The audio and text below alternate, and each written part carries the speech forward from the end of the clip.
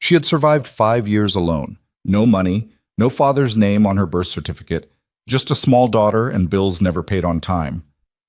Then one snowy night, he sat there, right in the middle of the restaurant where she worked, in a tailored suit with a scar on his eyebrow, and the look of someone who had killed to survive. Roman Vescari, the man who had vanished from her life 5 years earlier without a word. And when their eyes met, Celine Arden understood that the worst of her life had just begun. If you're reading this story, please like and comment the city you're reading in so I know how far my story has progressed. And don't go anywhere, because this is just the beginning. The snow came down wrong that night. Not the clean postcard kind that softened the city and made tourists stop to take photographs. This was the other kind. The kind Manhattan specialized in, dirty and wind-driven, half sleet, half exhaust, coating everything in a gray film that turned the sidewalks into slick black mirrors. Celine Arden had been walking through it for 6 blocks because the bus had been running 22 minutes late, and she couldn't afford to wait. She was already going to be 4 minutes behind the start of her shift. 4 minutes was enough for Marco, the floor manager at Belladonna House, to dock her a full half hour. She couldn't lose a half hour. Not this week. She pushed through the staff entrance on 53rd with her coat soaked through at the shoulders, and her fingers so stiff she could barely work the buttons of her locker. Around her, the other waitresses moved in various states of preparation, lipstick applied in locker mirrors, hair pinned up with practiced speed, black aprons tied and retied. The air smelled like garlic butter and expensive perfume leaking in from the dining floor, and underneath that, the industrial cleaner the kitchen staff used on the tile floors every morning. "You're late," said a voice behind her. "I'm 4 minutes late," Celine said without turning around. "And the bus was 22 minutes late, so mathematically speaking, I'm ahead." Marco didn't laugh. He never laughed. He stood in the doorway holding his tablet like it was a weapon and looked at her the way men like him always looked at women like her, like she was a variable in a spreadsheet that kept producing the wrong number. "Table 9 is a private booking. 6 guests. I need you on it. I have tables 3 through 7 already assigned. Derek can cover 3 through 6. I need someone experienced on 9. Celine finally turned to look at him. "Why?" "Because the man who booked it tipped $4,000 the last time he came in, and I want to make sure he does it again." Marco's expression didn't change. "Change your lipstick. The coral doesn't work under the dining room lights. Use the red." He left before she could respond. She stared at her own reflection in the locker mirror for a moment. 23 years old, and she looked it, but barely, and only in the right light. The wrong light, which was most lights, showed the exhaustion she'd been carrying for the better part of 4 years. The shadows under her eyes that no amount of concealer fully erased. The tension she kept permanently stored in the hinges of her jaw from grinding her teeth while she slept, which was something she'd been doing since Ivy was born and hadn't stopped. Ivy. She'd left her daughter with Mrs. Paulson from 4B, the retired woman who watched her on weeknights for $40 cash, and sometimes forgot to give Ivy her evening cup of warm milk before bed. The apartment heat had been cutting out intermittently for 2 weeks, and Celine had left an extra blanket on Ivy's cot and told her she was the bravest girl in New York, and Ivy had looked up at her with Roman's eyes, those impossible dark eyes, and said, "I know, Mama," with the absolute conviction of a 4-year-old who had never had cause to doubt it. Celine changed her lipstick to red. The dining room at Belladonna House operated on a specific kind of theater. The lighting was warm and amber and strategic, designed to make everyone inside look like a slightly better version of themselves. The tables were set with linen that got changed between each seating and crystal glasses that the bussers polished individually before service. The wine list ran to 48 pages. The cheapest bottle was $300. The clientele came for the food, certainly. The chef had 2 Michelin stars and a waiting list 8 months deep. But they mostly came because being seen at Belladonna meant something in this city, and there were people in this city for whom being seen was the entire architecture of their existence. Celine had been working here for 14 months. She was good at the job, good enough that she'd learned to read the room, who needed more attention, who needed to be left alone, who was on a date they weren't supposed to be on. She'd learned to move through the space like she was invisible when it suited the guests and visible when it suited the bill. She picked up the private booking card from the host stand as she passed. Table 9. Reserved under V Group Holdings, LLC. 6 covers, 8 p.m. arrival. Dietary notes, none. Special requests, privacy screen positioned to block direct sightline from the bar. She slipped the card back and crossed the dining room toward the service station closest to table 9, which occupied a raised alcove along the east wall, separated from the main floor by a low partition of dark wood and frosted glass. The table itself was already set. The privacy screen had been positioned. 2 of the 6 chairs were already occupied by men she didn't recognize, both large, both wearing suits that didn't quite disguise the way they were built, both with the alert and stillness of people who were paid to watch doorways. The other 4 chairs were empty. She began reviewing the table setup, adjusting the placement of a wine glass by a centimeter, checking the candle. She had her back to the entrance of the alcove when she heard the shift in the room. Not loud, not obvious, just a subtle change in the frequency of ambient sound. The way a room changes when someone walks into it who takes up more space than their body technically occupies. She turned around, and the world lurched sideways. He was standing at the entrance of the alcove, one hand resting loosely at his side, a phone in the other. He was flanked by 2 more men, mirror images of the 2 already seated, and he was wearing a suit so dark it was nearly black, charcoal gray at certain angles. The jacket cut close across shoulders that had gotten broader since she'd last seen them. His hair was the same, nearly black, slightly too long at the collar, but everything else had hardened, the jaw, the eyes. The particular quality of stillness he possessed, which had always been there but which used to feel like restraint and now felt like something entirely different. The scar was new. A clean line bisecting his left eyebrow, pale against his skin. Roman Vescari.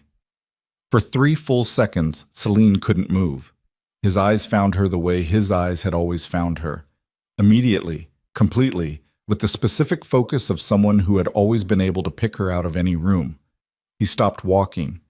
The 2 men flanking him continued forward by half a step before registering that he'd stopped and adjusting without a word, spreading slightly, their attention moving outward to scan the broader dining room with the practiced efficiency of men who did this professionally. Roman looked at her. She looked at him. The candle on table 9 hissed faintly in some breath of air she couldn't locate. His expression didn't break. It didn't crack or crumble or flood with obvious emotion the way she might have scripted it if she'd had the luxury of scripting it. What it did was something more dangerous. It went very, very still in a way that was different from his baseline stillness. Like a man who has just discovered something he was not prepared to discover and is rapidly, silently calculating what it means. Mr. Vescari. It was Marco's voice, from somewhere behind her, bright and unctuous and entirely oblivious. Welcome back. We have everything prepared. Roman's eyes moved to Marco for precisely 2 seconds, then returned to Celine. Good, he said. His voice was the same. She hadn't expected that.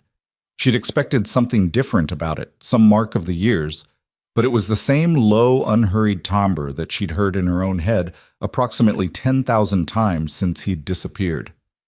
He moved to the table with the particular economy of someone who never wasted motion, took the chair that placed his back against the wall and his sightline on the entire room, and sat.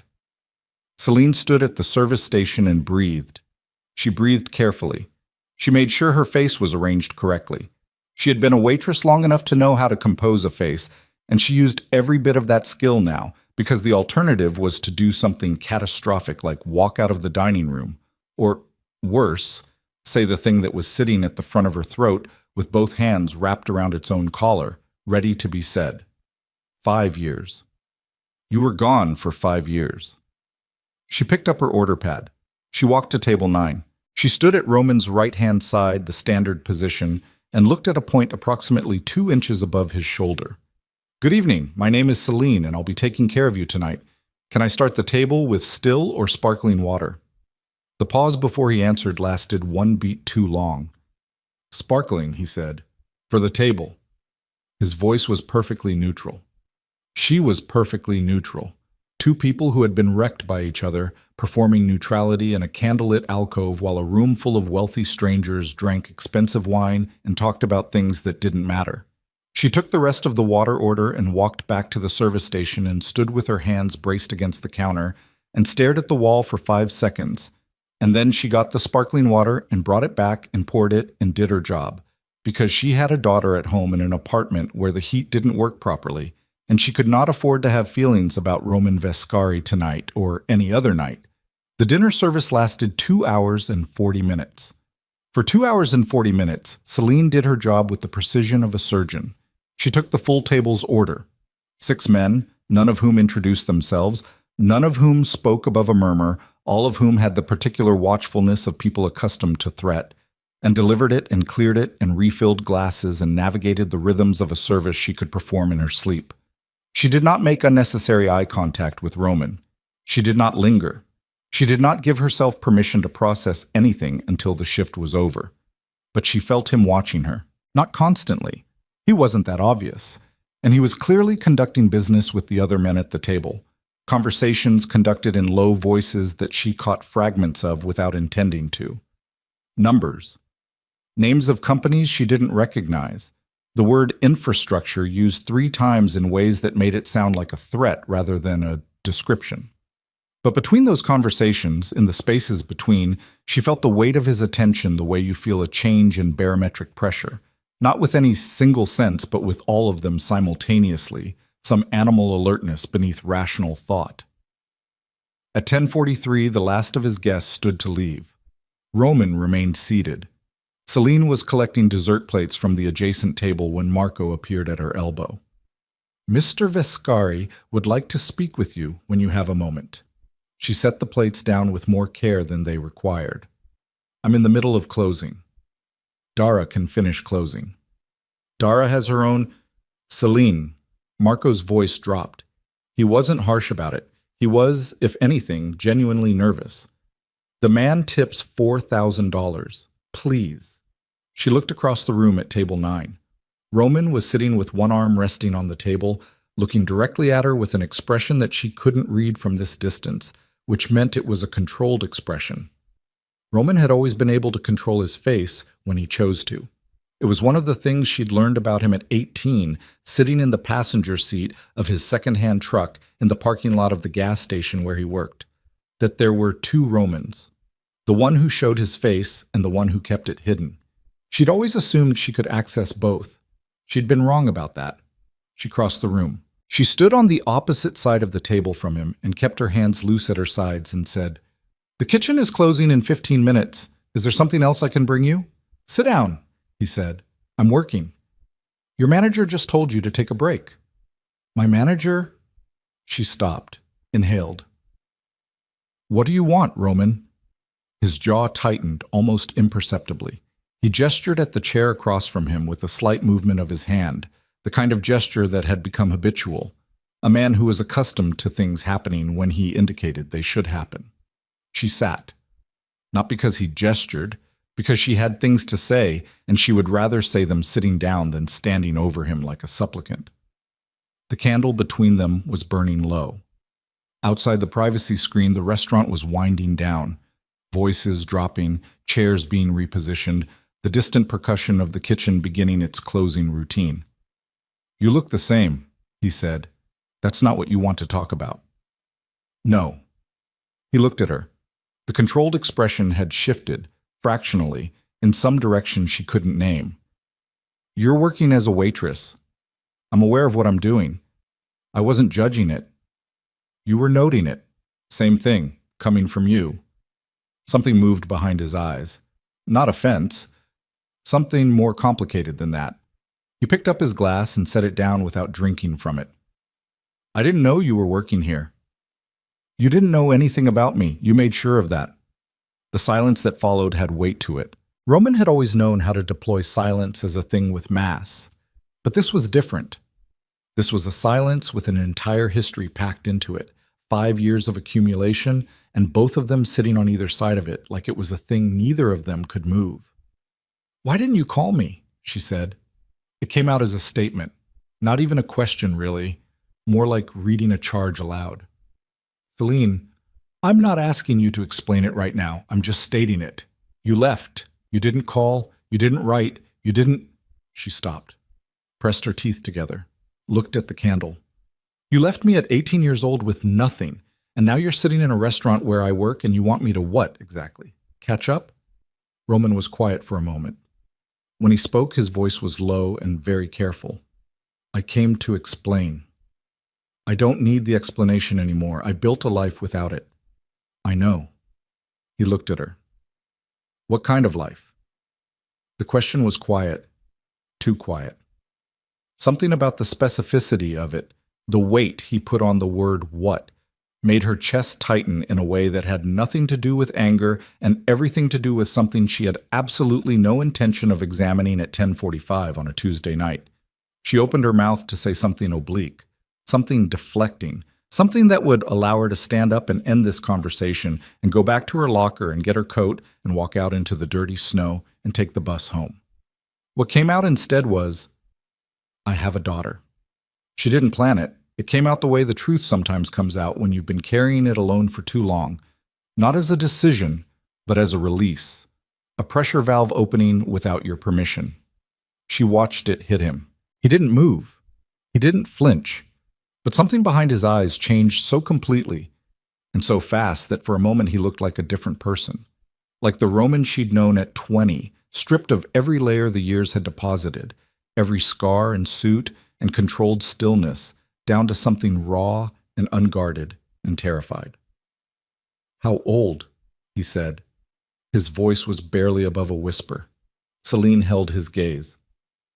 4. Her name is Ivy. The candle flickered. Roman sat very still for a long moment. His right hand, resting on the table, had closed slowly into a fist without him seeming to notice. He was looking at her with an expression she had no reference for, something between devastation and a terrible burgeoning hunger. Does she... He stopped, started again. Is she... yours? Celine said it flat and clean, no inflection, because she had refused to give that question any softness even in the privacy of her own head. Yes. The word landed between them like a stone dropped into still water. Roman turned his head and looked at nothing for several seconds, and Celine watched his throat work as he swallowed. Outside, the restaurant was nearly quiet. The last guests had filtered out. The kitchen had gone still. Somewhere behind the bar, glass clinked softly against glass. When Roman turned back to look at her, the controlled expression was gone. What was left was something she had absolutely no defense against. I need you to hear me, he said. His voice had dropped to something she felt more than heard. I left because I had to, because what I was walking into would have gotten you killed if you were attached to me. I know that's not... He stopped. His jaw worked. I know it doesn't fix anything. I know it doesn't... He looked at her with those eyes that Ivy had inherited without knowing who she'd gotten them from. I have a daughter. You have a daughter you didn't know about, Celine said carefully. That's different. 4 years. His voice was strange now. She's been alive for 4 years, and I didn't... No, Celine said. You didn't. The silence this time was different from the first one. The first had been heavy with accusation. This one was heavy with something more complex. Grief, maybe. Or the specific weight of time that cannot be reclaimed. Roman reached into his jacket pocket and placed a card on the table between them. A simple matte black card with a single phone number on it and no name. I'm not going to disappear again, he said. That's not a threat. I'm telling you so you can decide what to do with it. Celine looked at the card. She didn't pick it up. I don't know what you've become, she said. I don't know what any of this... She gestured, slightly, at the men who remained at a discreet distance near the entrance, at the armored quality of the entire situation, is. I know. The men outside, the way they move, the way this room changed when you walked in. She kept her voice level. I know what that is, Roman. I grew up in this city. I've seen it before. He didn't deny it. He didn't reach for any comfortable lie or reassuring half-truth. He looked at her steadily and said nothing, and somehow that was both worse and more honest than anything he could have said. Give me a week, he said. Not to explain everything, just to... Let me meet her, one time. If you decide after that it's not... He stopped. I'll respect whatever you decide. Celine sat with it for a moment. The card on the table, the low-burning candle. The man across from her who had broken her open at 18 and scattered the pieces across 5 years of a life she'd had to build herself, tile by tile, from the wreckage. She picked up the card. She held it between two fingers without looking at it. "I'll call you," she said. "When I'm ready. Not before." She stood up. She tucked the card into the front pocket of her apron. She picked up the empty sparkling water glass and the dessert fork he hadn't used and carried them back toward the service station without looking behind her. At the staff exit, when she finally had her coat on and her bag on her shoulder and her hand on the door, she made the mistake of looking back one more time. Roman was still at the table. He hadn't moved. He was looking at nothing, at the middle distance, at something she couldn't see and he probably couldn't see either, with an expression she recognized from years ago, from the parking lot of the gas station, from the nights they used to sit on the hood of his truck and watch the highway traffic. The expression he got when he was computing something that didn't have a clean answer. Except now it was the face of a man who had learned that he had a 4-year-old daughter 20 minutes ago, and whatever that computation looked like, she couldn't imagine it. She pushed through the door and walked out into the cold. The snow was still falling. She walked the 6 blocks to the bus stop and stood under the cracked plastic shelter and watched the street and did not cry, because crying was a luxury she'd phased out somewhere around Ivy's 2nd birthday, when it had become clear that there was no version of her life that had room for it. She was practical. She was surviving. She was fine. The bus was 19 minutes late. She stood in the snow with Roman's card in her apron pocket and felt it there like a coal. Not burning, not yet, but present. Warm. The specific heat of something that had been waiting a long time. Quote, she didn't sleep that night. She got home to find Mrs. Paulson asleep in the armchair with the television running, and Ivy curled in her cot under 2 blankets with her dark hair fanned out across the pillow and her small mouth slightly open, and Celine stood in the doorway of her daughter's room for 2 full minutes just looking at her. The shapes of her face. The curl of her fingers around the stuffed rabbit Celine had found at a street sale 2 summers ago. The way she breathed, slow and deep and entirely trustful. The way only children who have never had reason to doubt their safety breathe. She had Roman's eyes, had always had them. Celine had cataloged this fact early, had found ways to look at it sideways instead of directly, the way you learn not to look directly at things that were too bright or too painful. The eyes were his. The stubbornness was his. The way she sometimes went completely still and watchful, like something was happening just below the surface. That was his, too. Celine paid Mrs. Paulson and locked the door and sat at the kitchen table with the card in front of her. She didn't call.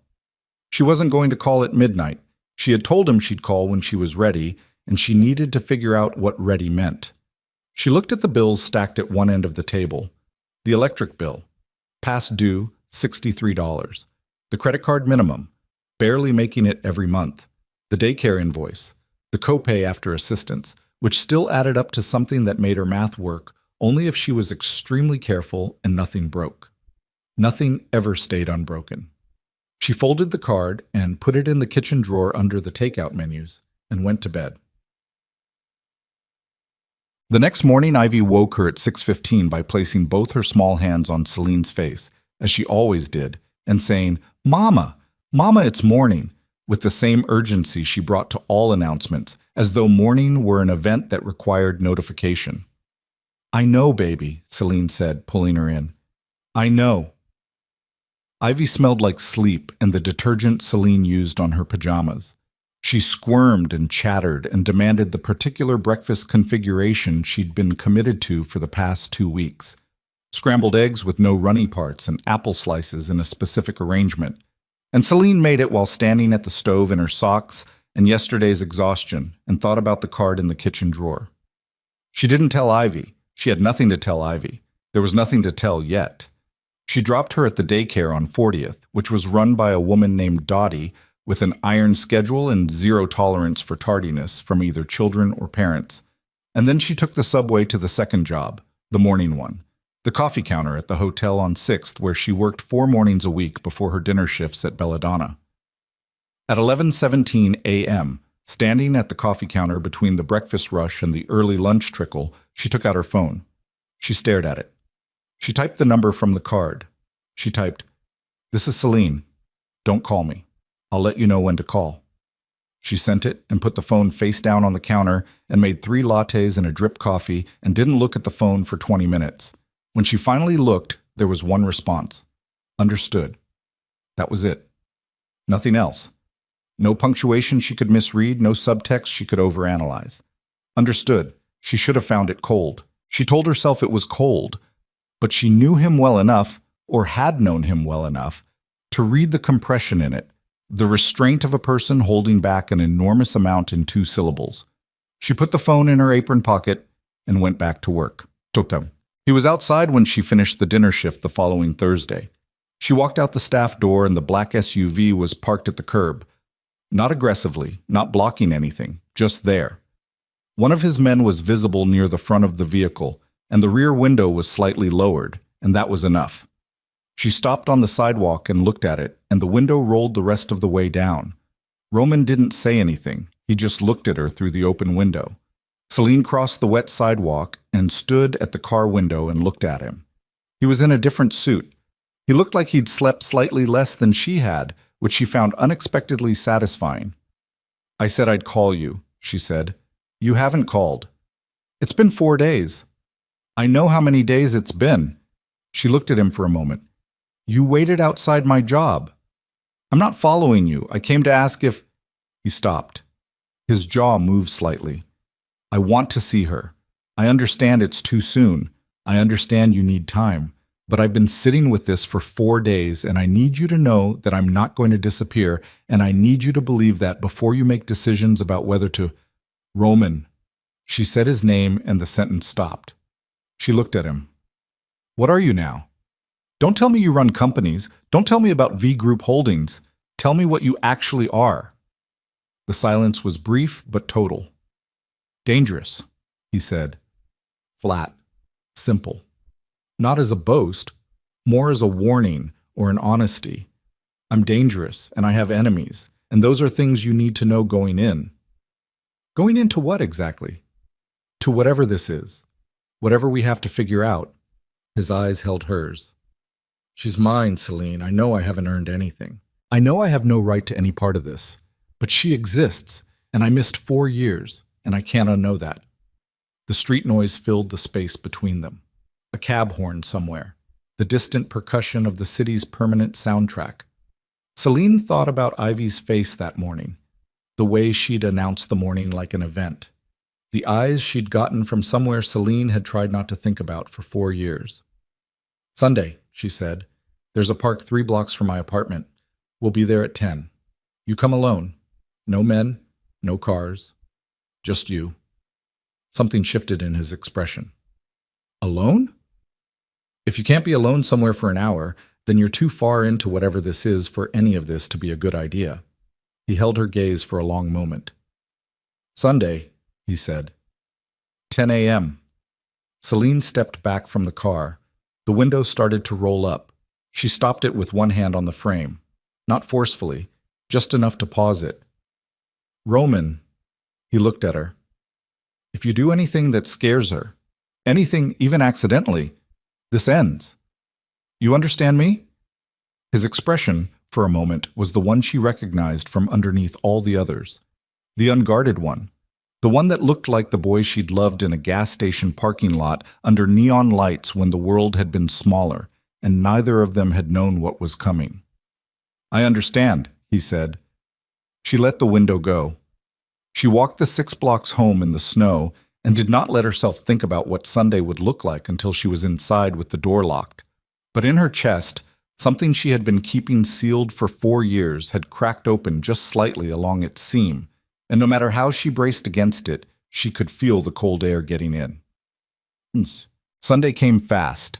She dressed Ivy in her warmest coat, the red one with the hood, slightly too big because Celine always bought a size ahead to extend the life of the purchase, and a knit hat with a bear face on it that Ivy was very particular about, and little waterproof boots because there was still snow in the park, and Ivy would find every wet patch if given the opportunity.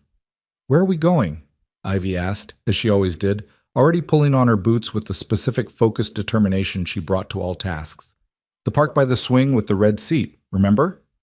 The good swing. The good swing, yeah. Can I have hot chocolate after? If you eat your breakfast first. I ate breakfast. You ate 3 bites of egg and then announced you were done. Ivy considered this with the philosophical seriousness of a 4-year-old weighing the technicalities of a contract. It was enough bites. It was not enough bites. They negotiated the egg situation for 5 minutes, eventually arriving at 4 bites as a compromise, which Ivy consumed with great performance and seriousness, and then they were out the door and down the stairs and into the cold, bright morning. The park was quiet at 10 a.m., dog walkers, a few joggers, a grandmother pushing a stroller along the path that ran between the frozen fountain and the row of snow-covered benches. The swings were empty except for one occupied by a child younger than Ivy in a yellow coat being pushed by a person who looked approximately as tired as Celine felt. Roman was already there. He was standing on the edge of the path near the swings, alone, exactly as she'd asked, his hands in the pockets of a dark coat that was clearly expensive, but worn like someone who wasn't thinking about it. He was watching the park with the same outward-focused attention his men always had, except there was something underneath it this time, a tension in the set of his shoulders that wasn't threat assessment, wasn't security. It was fear. Celine recognized it because she knew what fear looked like on Roman. It looked like stillness. Ivy spotted the swings and pulled at her hand. Swing, Mama. The good swing. In a minute. Celine walked toward him. Ivy came along by necessity, trotting to keep pace, looking around at the park with the comprehensive attention she brought to any new environment. Roman turned when he heard their footsteps on the path.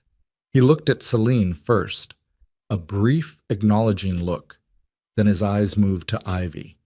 And Celine watched the thing happen that she had known was going to happen and had still not fully prepared herself for. The moment a man looked at his own child for the first time and knew in his body before his mind that this was his.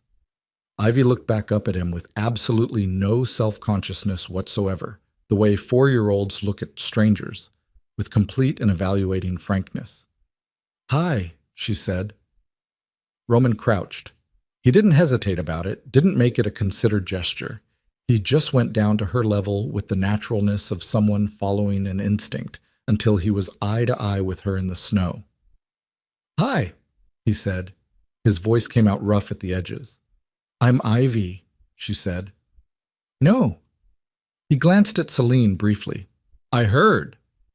"Who are you?" Ivy asked. Roman's throat worked. Celine held her breath. "I'm someone who knew your mom," he said. "A long time ago. My name is Roman." Ivy repeated it experimentally. "Roman." "Like the Romans?" "Like the Romans," he confirmed, and something crossed his face, the ghost of something that in another life would have been amusement. "We learned about them," Ivy said, very seriously. "They had soldiers." "They did." "Did you have soldiers?" The pause before his answer lasted precisely long enough to mean everything. "Something like that," Roman said. Ivy accepted this with the logic of a child whose world is still largely made of stories, and then she looked at the swings. "I'm going on the good swing now," she announced. "You can watch." She broke away from Celine's hand and marched toward the swings with purpose, the bare face on her hat nodding with each step.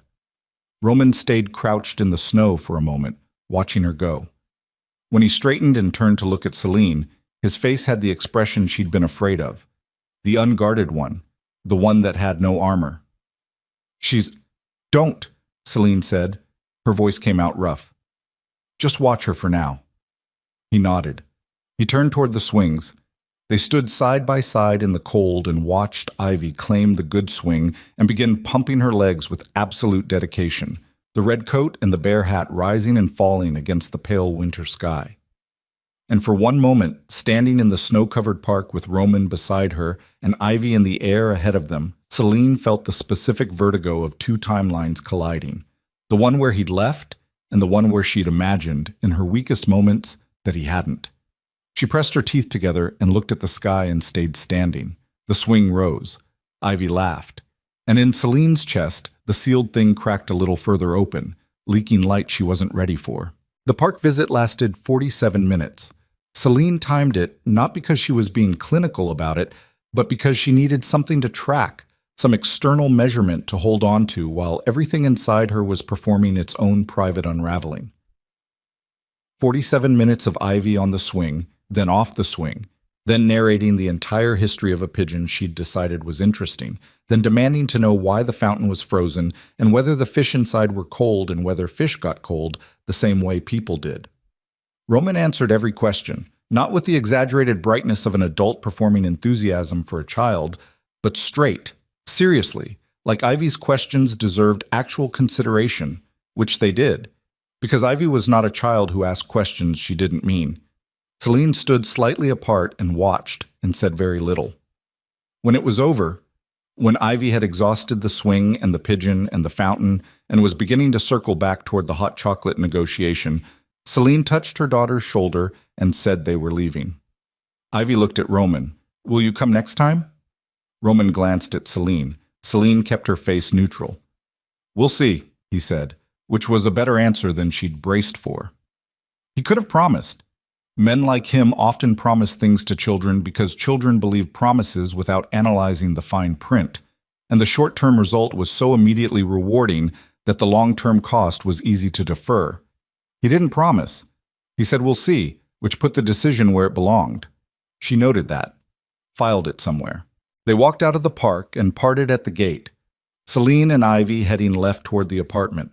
Roman heading to wherever Roman went on Sunday mornings with no security and no armor, which she suspected was nowhere he was comfortable. "I like him," Ivy announced as soon as he was out of earshot.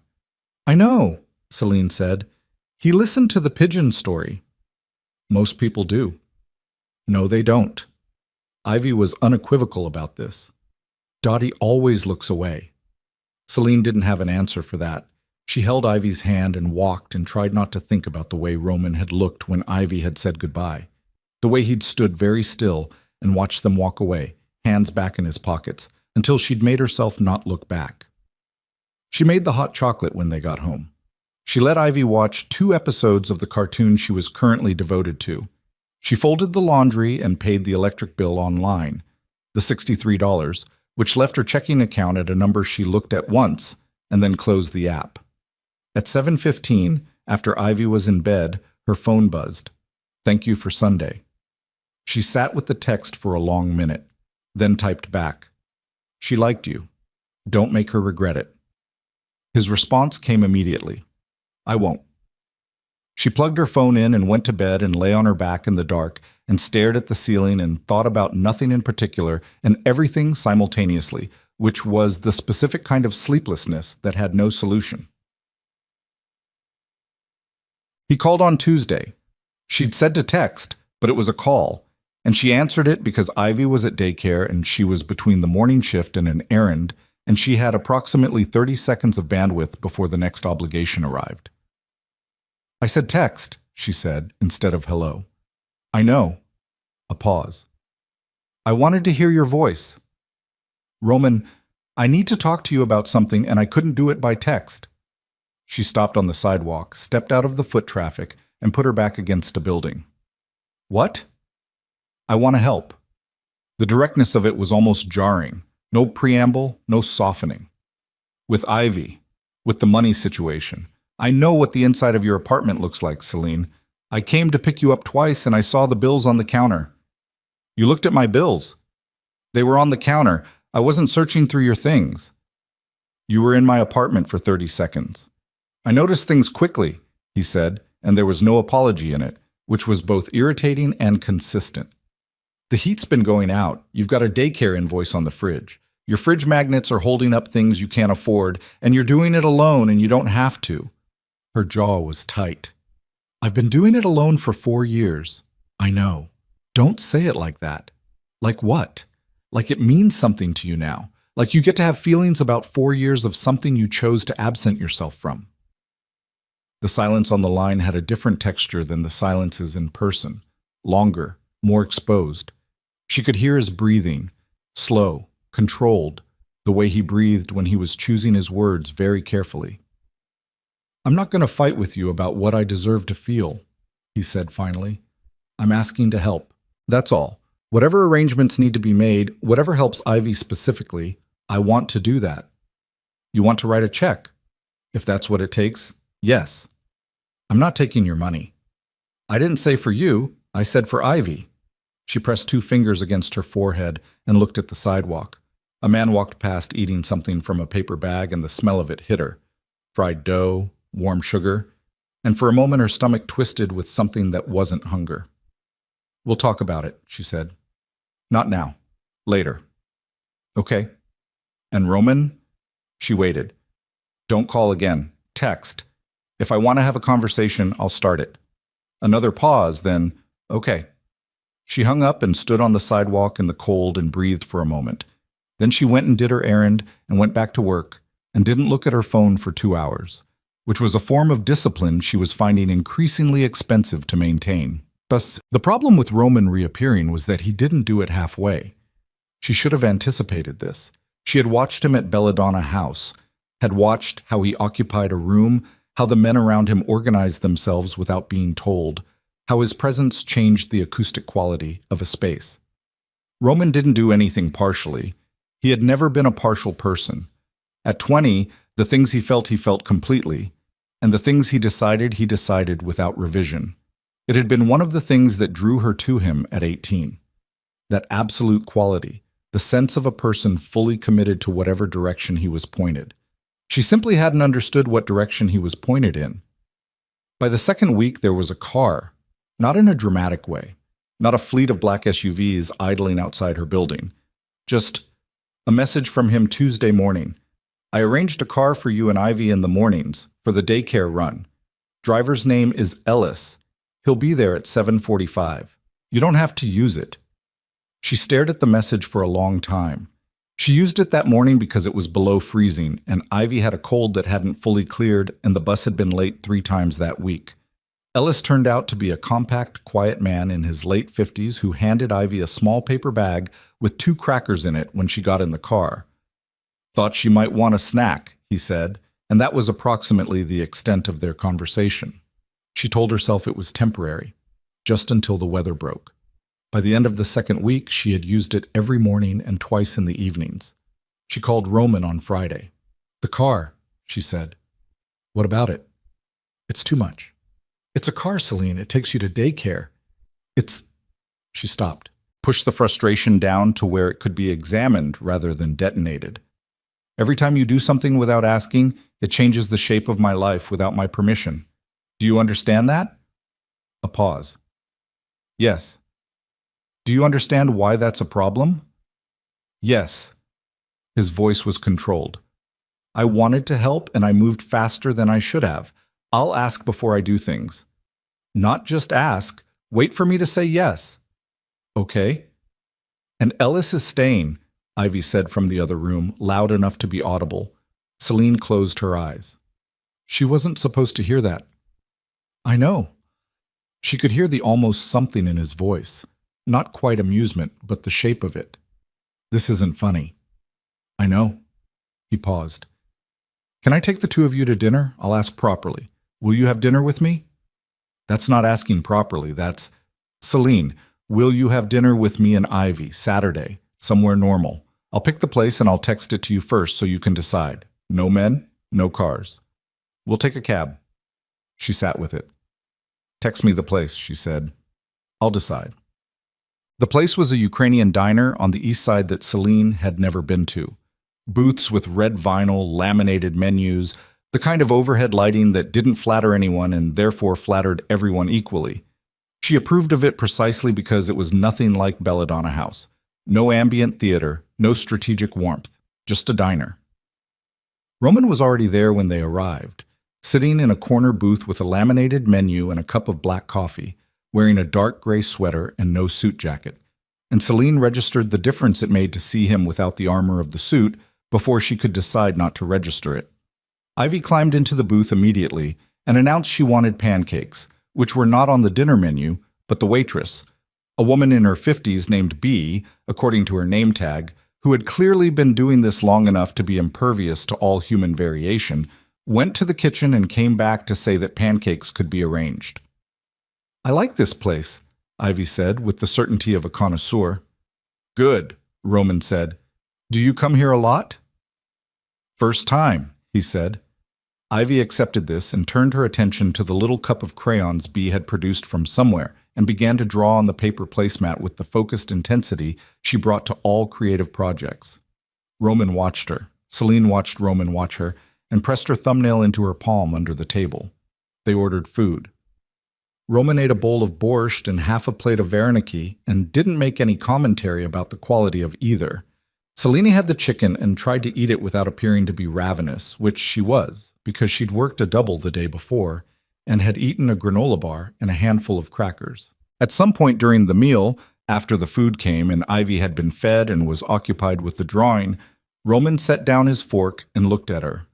I want to talk about something and I need you not to react before I finish. Celine set down her own fork. When someone says that, the thing they're about to say always justifies the reaction. Probably. He held her gaze. I want to put Ivy in a better daycare. She's in a fine daycare. Dottie's Fine Beginnings has a structural violation on the city's inspection record from last year. The heat in the back room where she naps doesn't work. And 3 weeks ago there was an incident where a child left the building unescorted for 4 minutes before staff noticed. The quiet at the table was the kind that had mass. How do you know that? Celine said.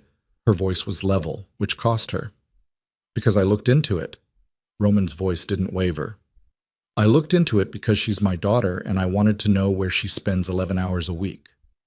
You investigated her daycare? Yes. Without telling me.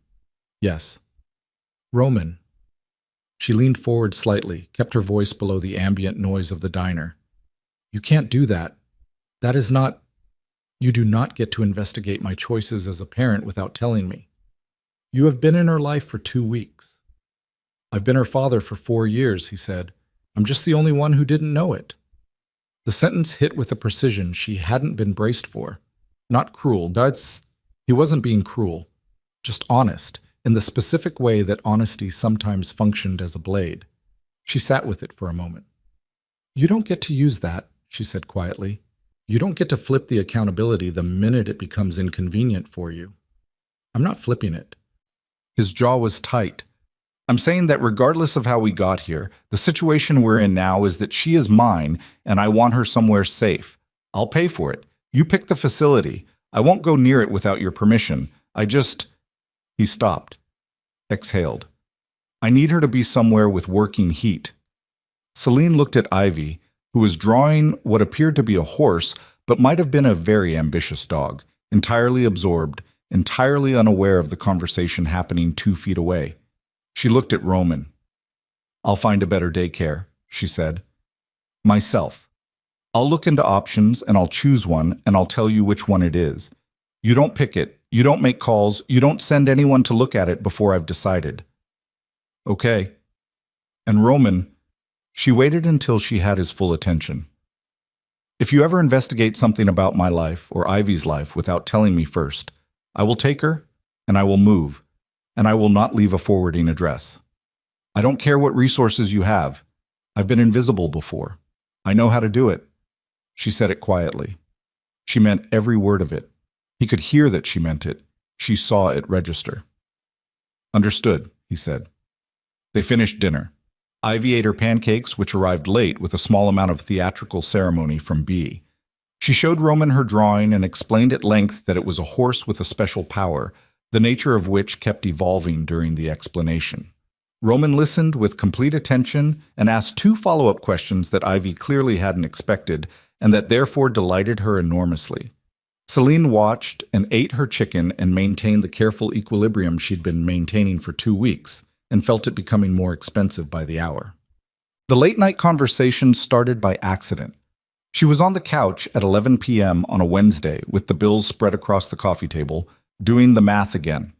The particular monthly math that always required creativity and sometimes required what she privately called robbing Peter to pay Paul arithmetic, where you delayed one thing to cover another and rotated the delays in a cycle that worked until it didn't.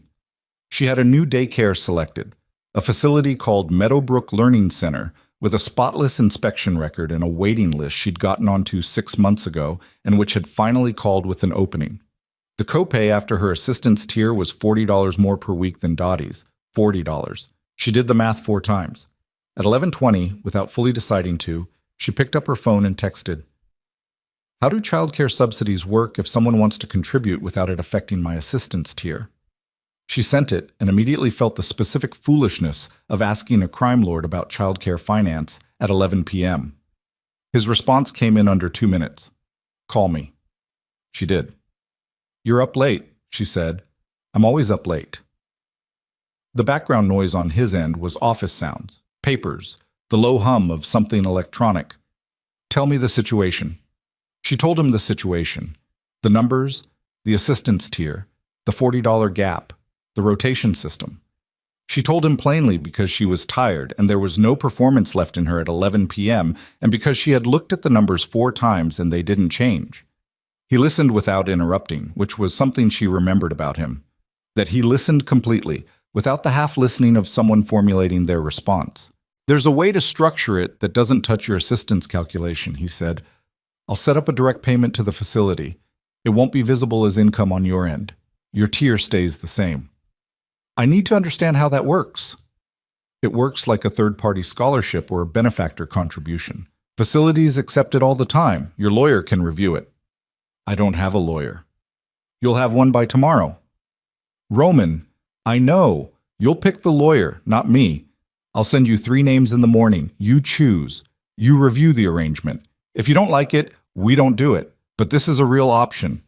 She sat on the couch with the bills around her and looked at the ceiling and felt the particular vertigo of a person who has been doing something alone for so long that any form of help feels like an ambush.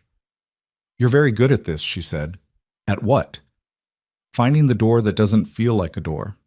A pause. Then, "I'm not trying to trap you." "I know." And she did know.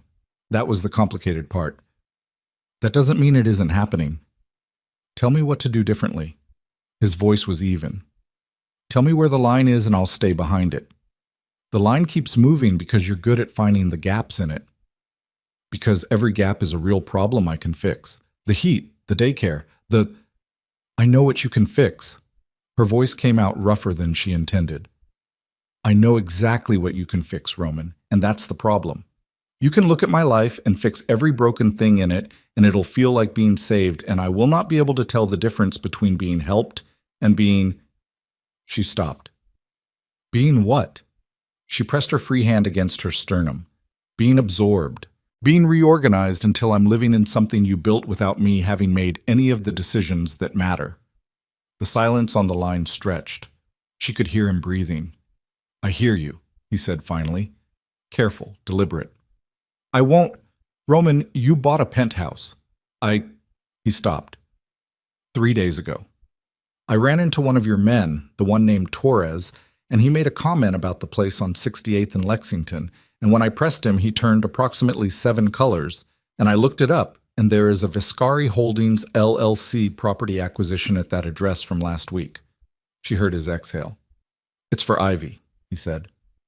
"Not for you to move into, just an option. If she wanted her own room, if you bought a penthouse for a 4-year-old's bedroom." "I bought it because I needed to do something concrete. I was sitting with 4 years of—" His voice broke slightly at the seam, just slightly. "4 years of a kid I didn't know existed, and I couldn't do nothing." Celine sat very still. She'd expected many things from Roman: the suit, the empire, the controlled efficiency. She had not recalibrated for the grief. She hadn't given herself permission to consider it as real. But there it was, the unsteady edge in his voice, the thing that didn't fit the rest of the performance, and she had no good defense against it. "Roman," she said. Her voice was quieter now. "I know I can't buy 4 years back. I know that's not what this is." A pause. "I just needed her to have a room that was hers. That's all it was. That is a lot of money for that's all it was.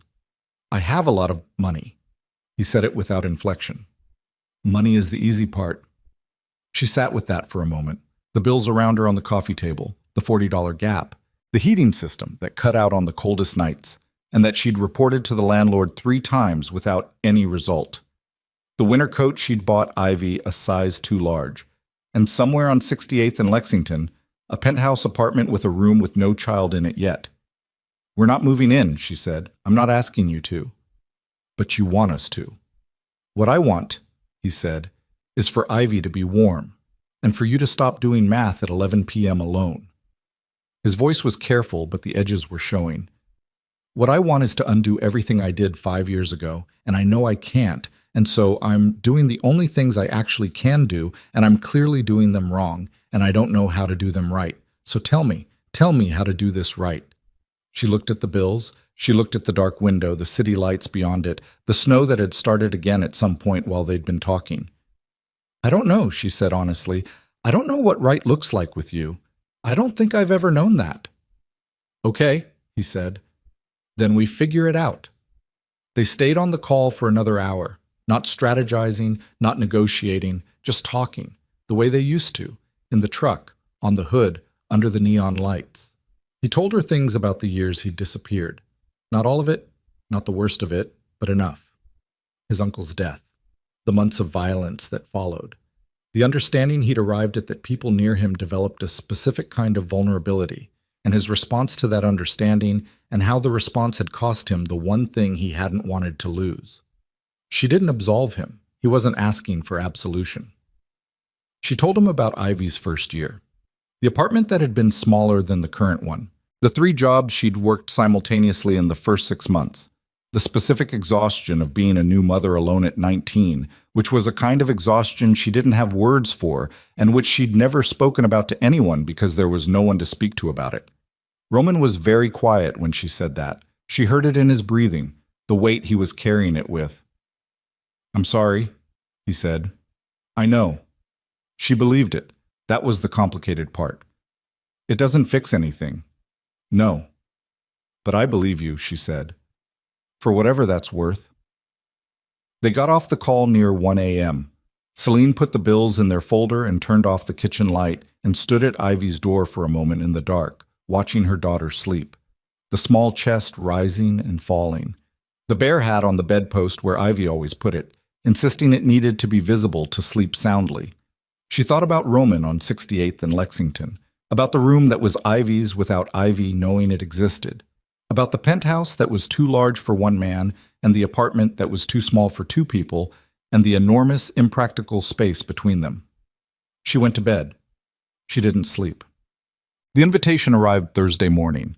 An envelope, hand-delivered to Belladonna House before her shift, addressed in print rather than cursive, clean, direct, the way Roman did everything. Inside 2 cards.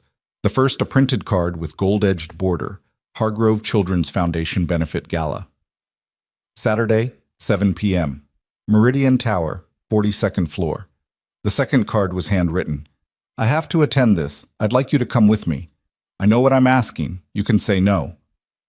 R. She read both cards twice. Then she went to Marco and asked if she could have Saturday off. And Marco looked at her, and she stared back, and he looked away first and said yes. She texted Roman, Saturday. I need a dress. His response, I'll take care of it. Her response, I'll pick it myself. Give me a number. A pause. Then a number. Generous enough that she stopped on the sidewalk and looked at it for a long moment. Enough that she could pick something real without compromise. She spent Friday evening with Ivy and Mrs. Paulson and called her college friend Daria, who worked at a boutique and knew things, and Daria talked her through 3 options, and she ordered a black velvet dress online at 10 p.m. that would arrive the following afternoon. Saturday, she tried it on in the bathroom mirror. It was not the kind of dress she owned.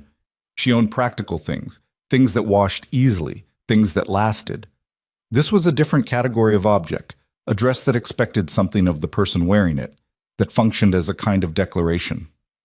She looked at herself in the bathroom mirror for a long time.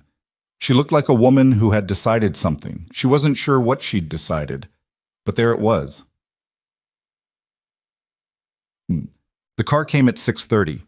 Ellis, quiet as always, who gave her a professional nod and opened the door without comment. Roman was inside, and the sight of him in a dark suit in the amber backseat light was something she had to absorb in a specific way. Gradually, in segments, the way you absorbed things that were too much to take in directly. He looked at her for a moment before saying anything. Don't, she said, getting in. Just tell me what tonight is. He told her during the drive. The Hargrove Foundation, legitimate, well-regarded children's services. The event, attended by 300 people, city figures, financial sector, several politicians. The reason he had to be there: business, alliances, the maintenance of a public face that kept certain investigations looking elsewhere. Who else will be there? She said. People who know what I am and pretend they don't. His voice was even. People who need something from me. People I need something from. The usual room. And me. You. He glanced at her. You're there because I wanted you there. That's the truth of it. And the other truth. He looked at her directly. Being seen with someone like you sends a specific message to specific people. Someone like me, she repeated. Someone who isn't part of the business. He paused. It suggests a different orientation. Men in my position take women to these events who are part of the architecture. You're outside it. It means something different. It means you're using me. It means I wanted you there, and the context has political dimensions I'm being honest about. His jaw was tight. I could have not told you. I'm telling you. She sat with that. Outside the window, Midtown scrolled past. The particular density of Manhattan at 7 p.m. on a Saturday, the lights and traffic and human mass of it. If I'd known what you were 5 years ago, she said, would you have told me then? A long pause. I didn't know what I was then, he said. Not completely. And now you do. Yes. She looked at the city going past. Then at least we're starting from something honest, she said. The car stopped at Meridian Tower. The lobby was already full of arriving guests, the movement of expensive clothing under chandelier light, the specific social performance of events like this one. Roman got out first and came around and opened her door himself, ahead of Ellis, and held out his hand. She looked at it for half a second. She took it. They walked in together. But the 42nd floor was exactly what she'd expected and nothing she'd prepared for. 300 people in a space designed to make 300 people feel like the most important collection of humans on Earth. Floor-to-ceiling windows with the city spread below like a map of everything that was possible. Crystal everywhere. The low orchestral murmur of people performing their best versions of themselves. Waiters circled with champagne that Celine took and held without drinking, because she wanted her thinking clear. Roman moved through the room like he owned it, not aggressively, but with the particular ease of someone who knew exactly how much space they were entitled to and never took more than that, which paradoxically was more intimidating than someone who crowded. People came to him. He received them. Brief, warm enough to function, the handshakes and nodded hellos of a man who was known. He introduced her simply. Celine, no last name, no context, and something about the simplicity of it made her feel simultaneously exposed and protected. She was managing well, better than she'd expected. She'd grown up working rooms, not rooms like this, but rooms in the hospitality industry understanding was transferable, and she could hold a glass and make eye contact and say something functional when someone spoke to her. Then she saw the woman. She came from the left side of the room, tall, dark-haired, in a red dress that had clearly been chosen as a statement and wearing it the way people wore statements, intentionally, with full awareness of its effect. She moved toward Roman with the ease of familiarity, which registered in Celine's chest before her brain had time to analyze it. Roman, the woman's voice was low, precise, European accent, somewhere Slavic. She kissed his cheek. The gesture was proprietary in a very specific way. I didn't know you were bringing company. Mara, Roman said. His voice was neutral. Not cold, not warm. Neutral. This is Celine. Celine, Mara Voss. Celine looked at Mara Voss. Mara Voss looked at Celine with the particular assessment of a person who is determining a threat level and finding the exercise interesting. Celine, she extended her hand. How do you know Roman? Old friends, Celine said. How lovely. The smile was perfectly pleasant and entirely without warmth. Old friends can be so important. She looked at Roman. We should talk later. There are things to discuss. Later, Roman said. Mara moved away into the room. Celine watched her go. Ex? She said. Business, Roman said. Those aren't mutually exclusive. He didn't answer, which was its own answer.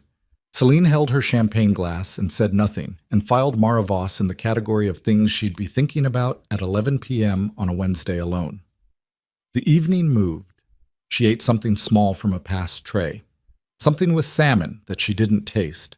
She spoke to a city councilman's wife about early childhood education funding, which was actually a topic she knew something about.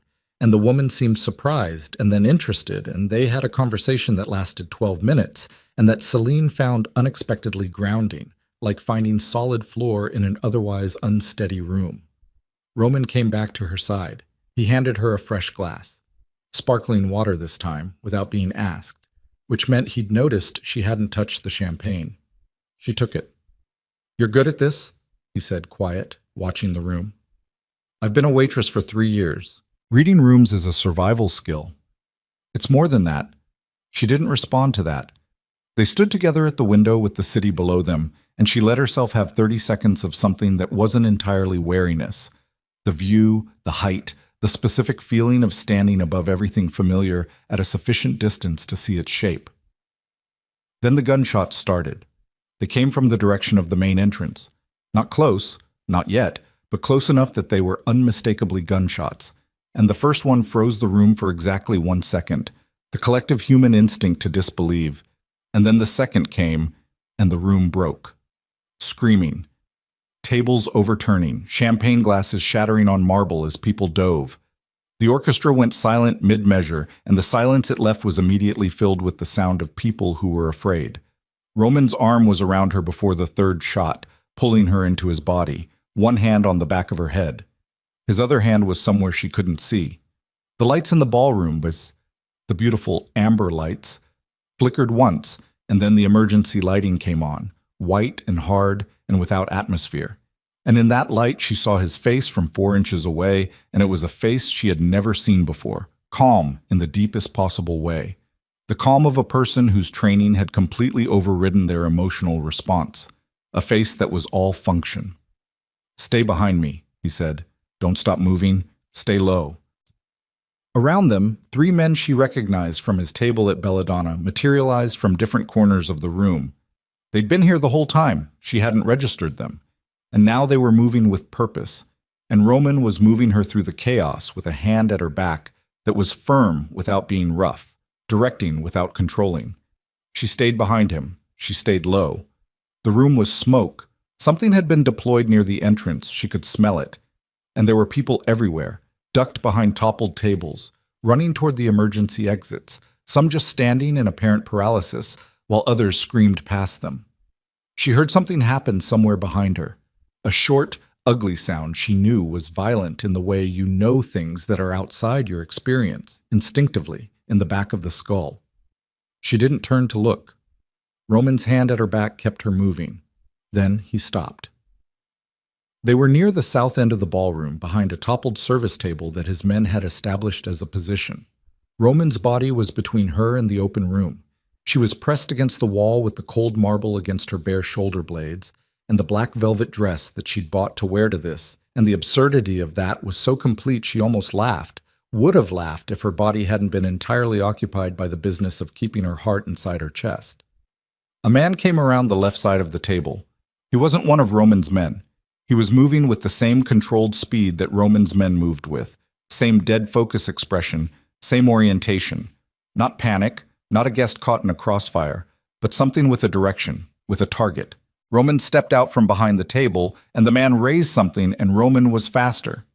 What happened in the next 12 seconds, Celine did not watch in any continuous way. She saw it in fragments, in peripheral flashes, the specific editing of traumatic perception. What she understood from the fragments was that Roman fought with an efficiency and a terrifying physicality that had nothing theatrical about it. It was not the choreographed violence of fiction. It was brutally functional, the application of someone's complete force toward a specific outcome in the fastest available time. The man went down. Roman turned back to her. He was breathing harder. A cut above his right cheekbone, not deep, already beginning to bead. He assessed her in one sweep. The same way he assessed threats, she realized. That same comprehensive scan. And when he confirmed she was undamaged, something shifted in his face. He crossed to her. "Are you hurt?" he said. "No." Her voice was steadier than she had any right to expect. "Are you?" "No." He looked at the cut. "Not significantly." Around them, his men were moving with coordination, clearing, directing, communicating in clipped half-sentences that she could hear but not fully follow.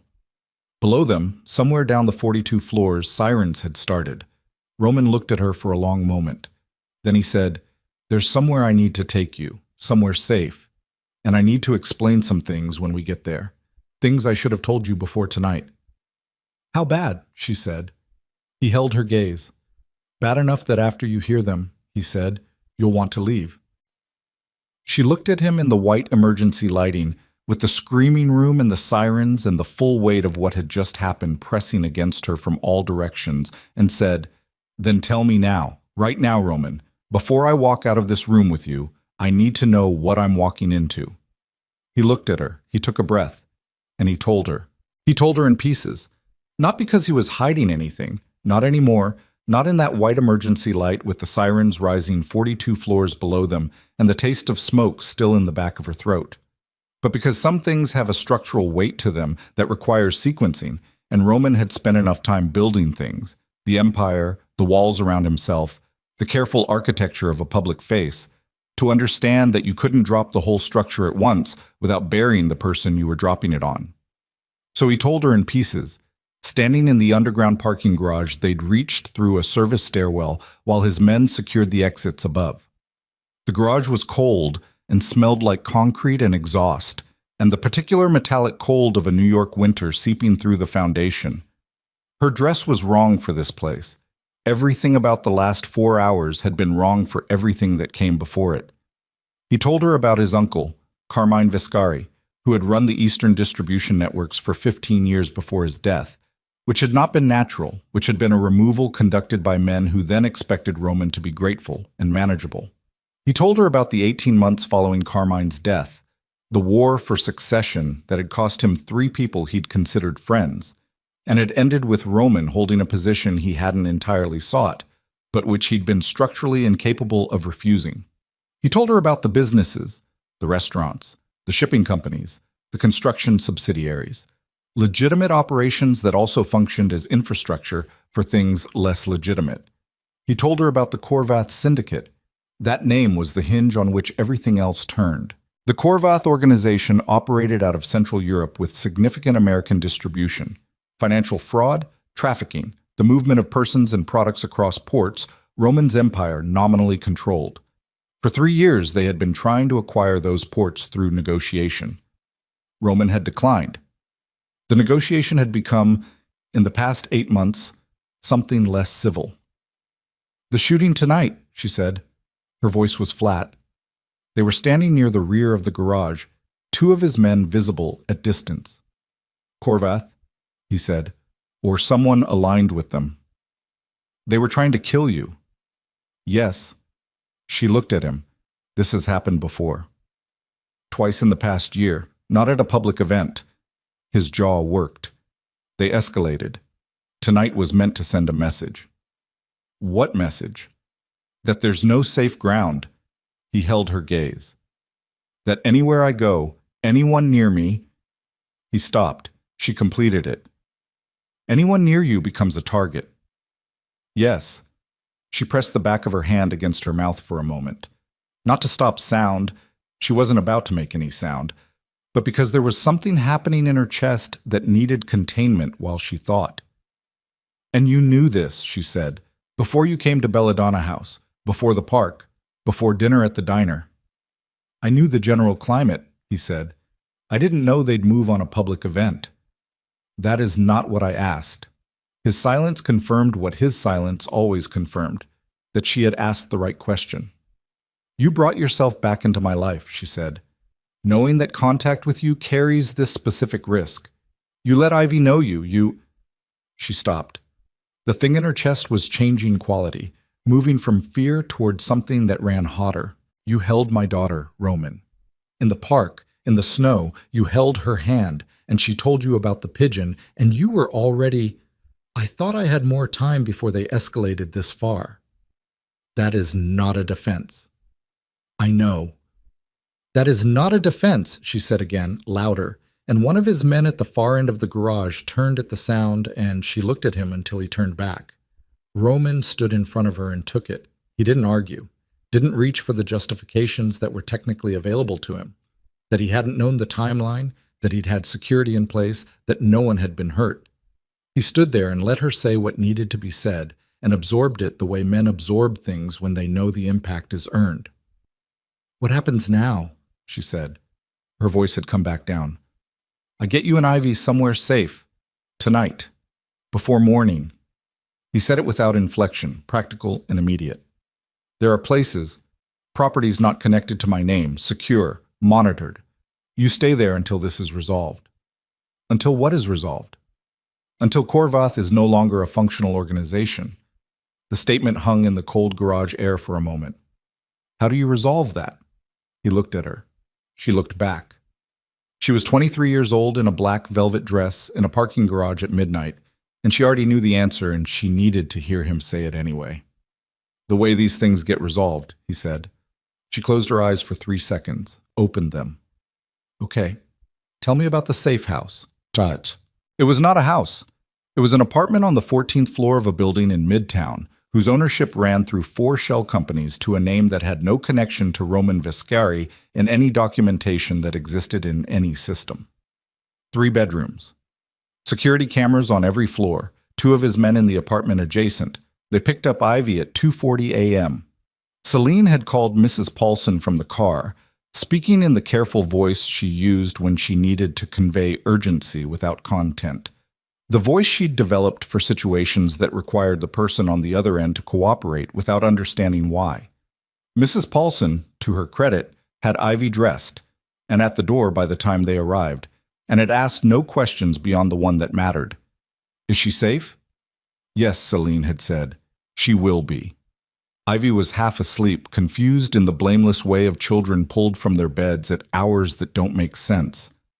She saw Roman in the car and reached for him with the unself-conscious directness of a 4-year-old who had already decided he was trustworthy.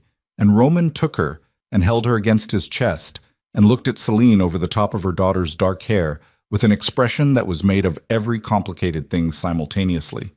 Celine looked away. She watched the city through the window until they arrived. She put Ivy to bed in the room that had been prepared. Sheets that were clean and tight-cornered, a lamp with a warm bulb, a stuffed bear on the pillow that was not Ivy's bear but was acceptable. Ivy asked 2 questions, both sleepy and not requiring real answers, and was unconscious before Celine had finished the second one. She came back to the main room. Roman was standing at the window. His jacket was off. The cut above his cheekbone had been cleaned. Someone had a kit in the car, and there was a thin stripe of dried blood at his collar. He turned when he heard her. "She's down," Celine said. "Good. What time do your people need decisions from you?" "Nothing until morning." He paused. "You should sleep." "I'm not going to sleep." "I know." He looked at her. "Sit down, please." She sat because she was tired in a way that had moved past the kind of tired that kept you standing. She sat on the couch and took her heels off and set them beside her feet and rubbed one hand across her face. Roman came and sat in the chair across from her, not beside her, giving her the space and distance with the instinctive understanding that closeness right now was not what she needed. "Tell me about Mara Voss," she said. She'd been carrying that name since the ballroom. The red dress, the proprietary kiss, the specific quality of familiarity. There had been no moment in the chaos to address it, but it had been sitting in the back of her teeth like a seed since 10 o'clock, and she needed it out. Roman's expression didn't change. "That's what you want to talk about right now." Among other things, he leaned back, crossed one arm over his chest, rested his elbow on it, touched 2 fingers to his mouth briefly. The thinking posture, she remembered it. "Mara runs the Voss Financial Network. Based in Geneva, operates through here. We've had arrangements. Business, primarily. Primarily. There was a period," he said carefully. "It ended. It's been over for 18 months. Did she know that?" He paused. She had a different understanding of how it ended than I did. Meaning, she thought it wasn't over and you thought it was. Something like that. Celine looked at him. Is she Korvath aligned? The question surprised him. She could see that it did, a fractional shift in the controlled expression. He sat forward. What makes you ask that? The way she looked at you when you came in. It wasn't the way a former partner looks at a current enemy. It was the way someone looks at a person they're managing a specific outcome around, like she already knew something about tonight. Celine held his gaze. Am I wrong? Roman was very still. We've had her looked at, he said. There was nothing definitive. But not nothing. Peripheral connections. Nothing that proved active cooperation. He stood, went to the window. If Mara had operational knowledge of tonight, then she knew when you walked in that room with me that the shooting was coming. Celine's voice was flat and cold, and she barely recognized it. She knew, and she stood there in her red dress and kissed your cheek. Roman put one hand against the window glass and stood with his back to her and breathed. I need to make a call, he said. Make it, Bochak. She didn't sleep until 4:30 a.m. She lay on the bed in the second room with the door open so she could hear Ivy and stared at the ceiling and thought in the circular, grinding way you think when you're too tired for linear processing. She thought about the shooting, about the man Roman had put on the ground in 12 seconds with an economy of violence she had never seen outside of movies, and which had been, in its own terrible way, the most honest thing she'd ever witnessed him do. Not the suits, not the careful negotiations, not the structured honesty of the conversations they'd been having. That was what he actually was. She thought about whether knowing that changed anything. She thought about Ivy in the next room with the strange stuffed bear and the absolute trustfulness of her sleeping. She thought about Mara Voss in the red dress, and the thing Celine had seen in her eyes when she'd looked at Roman, which had not been love or rivalry or the complex residue of a finished affair. It had been something more like assessment, calculation, the thing you looked at when you were deciding whether an investment was performing as expected.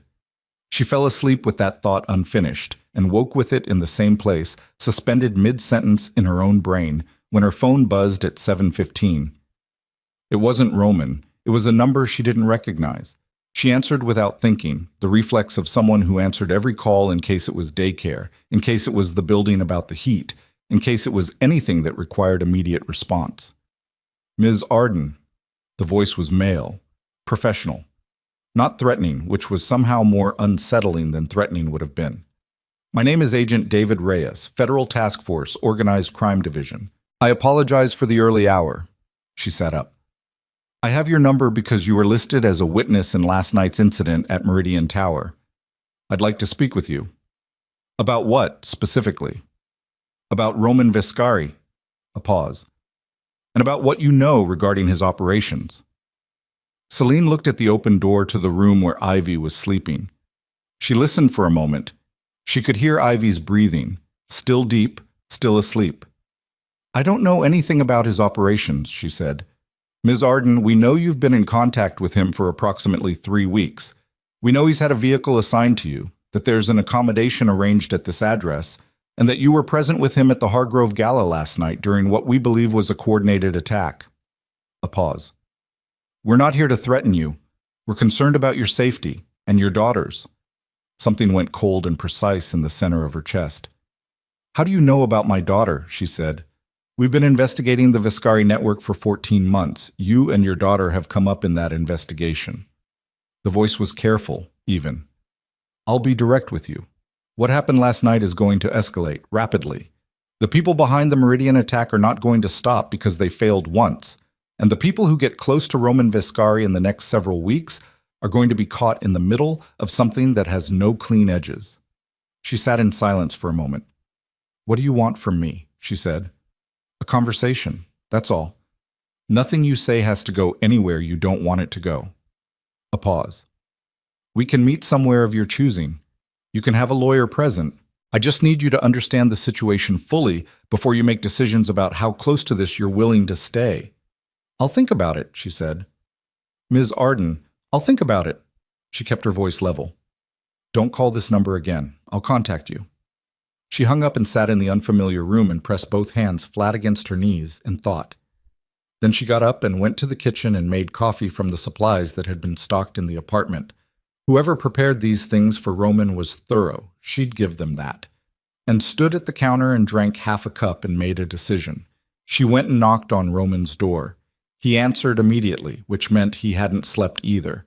He was still in the shirt from last night, untucked, no jacket. He looked at her face. "What happened?" he said. "Someone called me." She watched his expression. "Federal task force, organized crime. He knew my name, this address, Ivy." She paused. He knew about Ivy.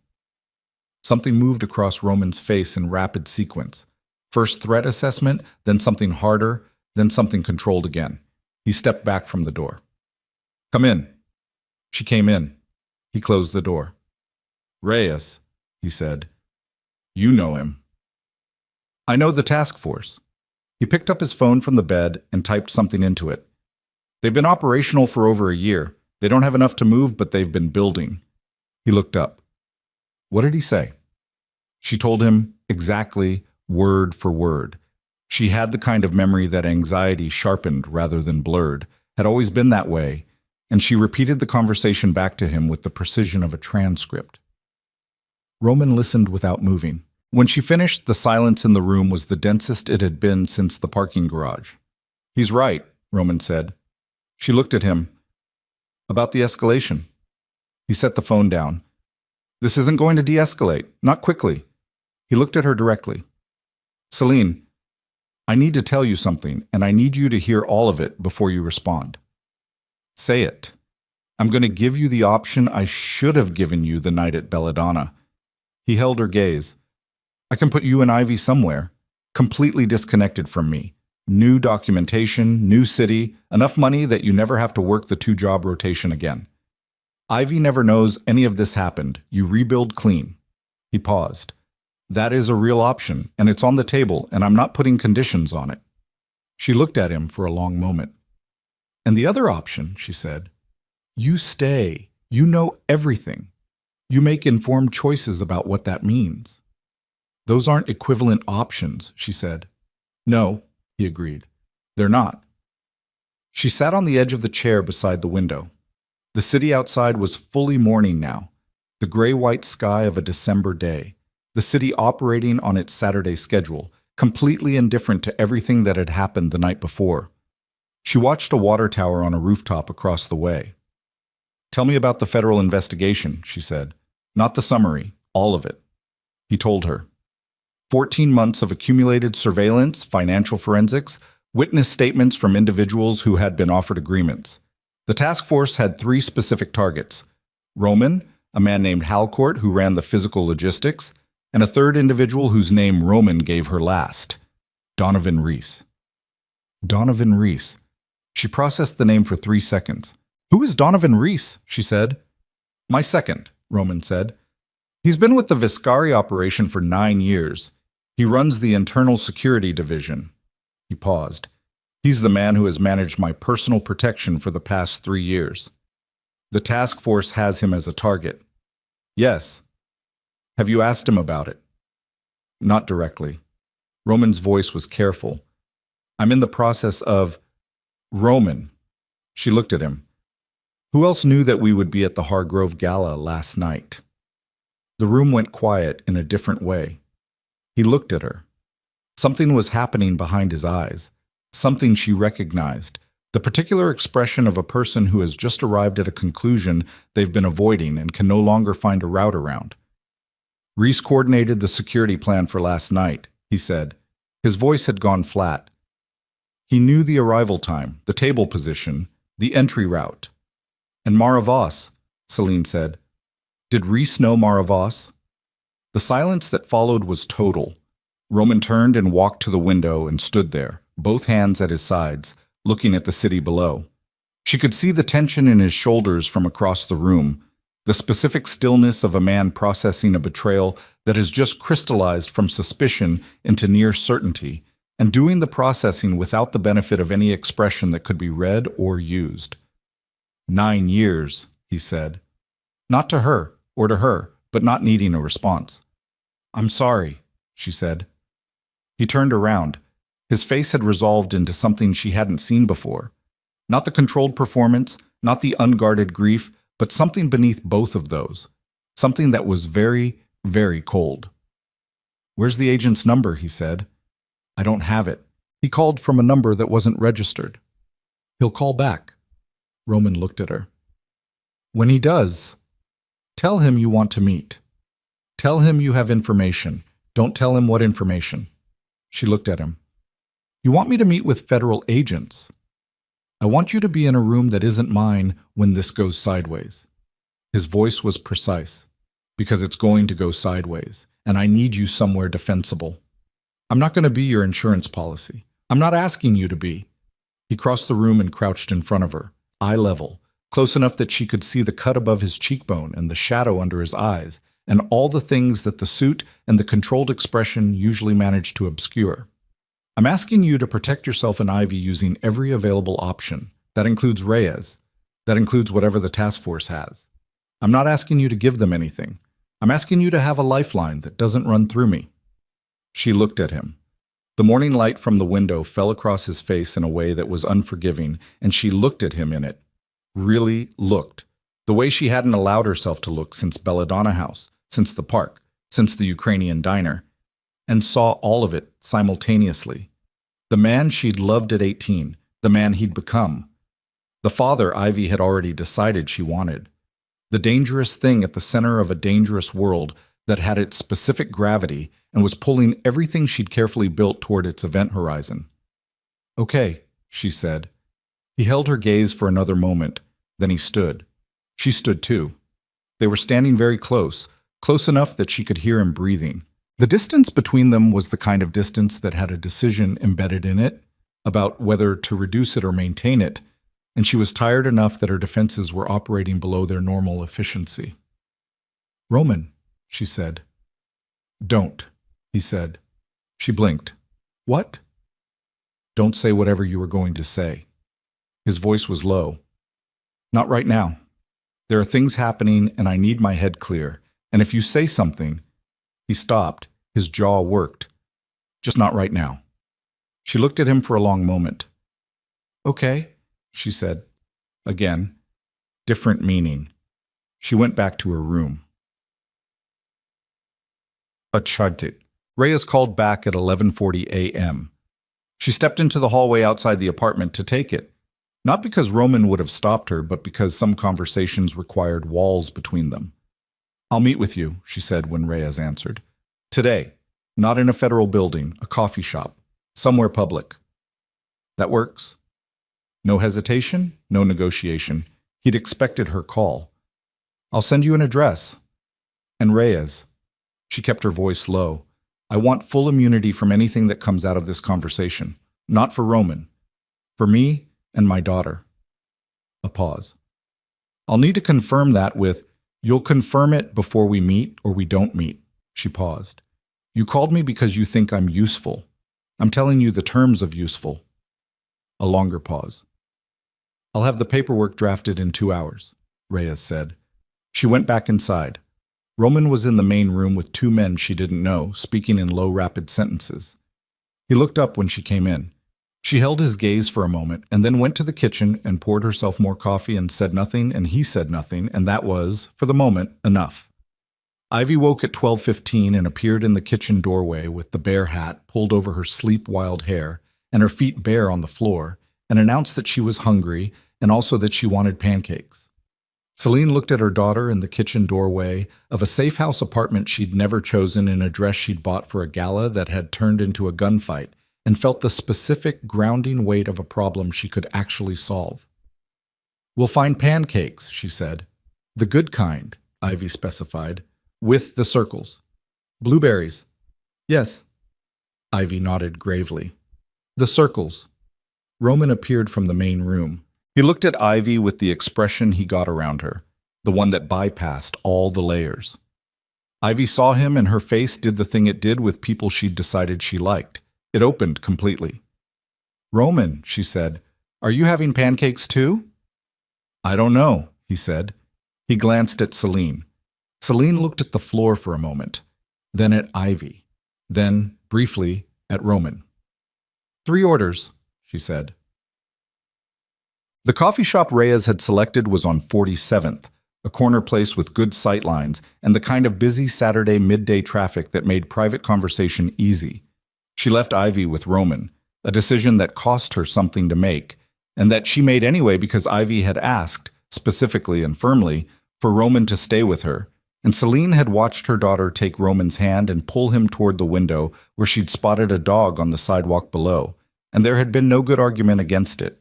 She got to the coffee shop first, selected a table by the window, ordered black coffee, sat.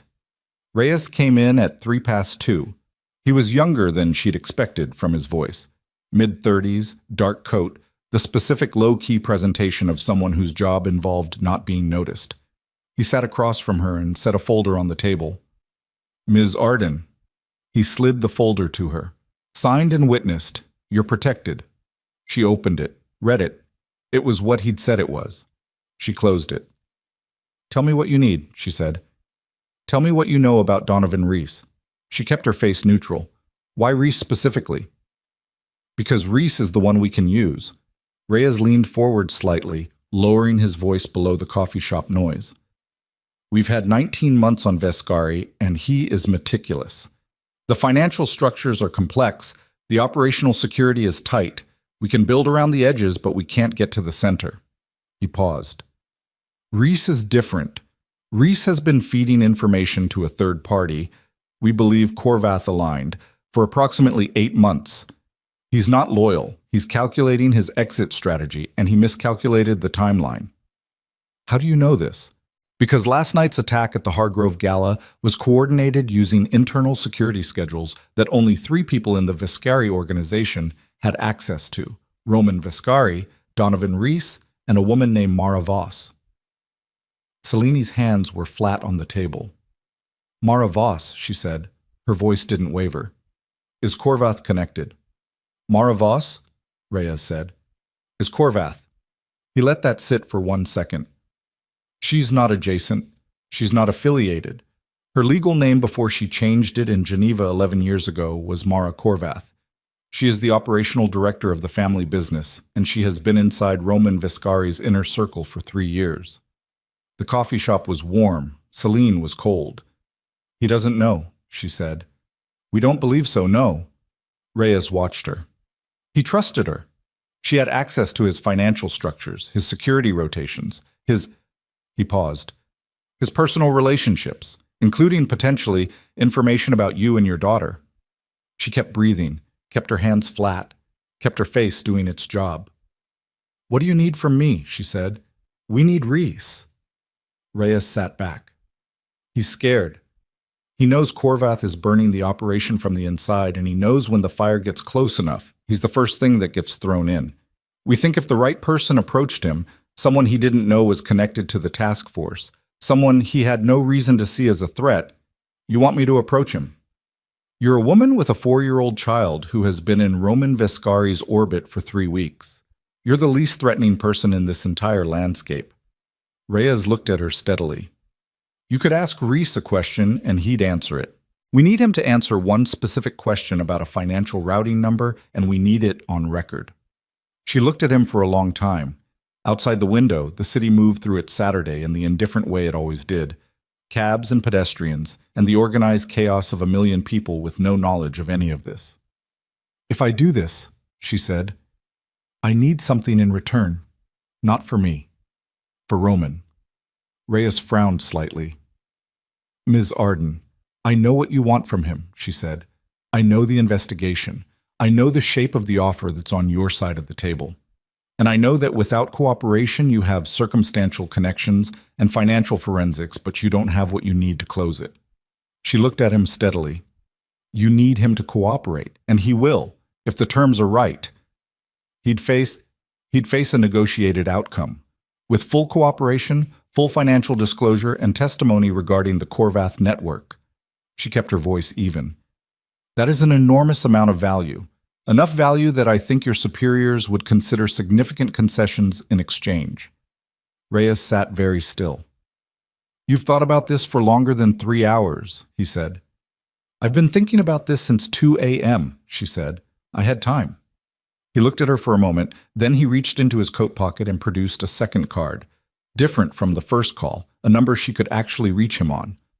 I'll have a conversation with my supervisor, he said. She took the card. I'll be in touch before tomorrow morning, she said. She stood.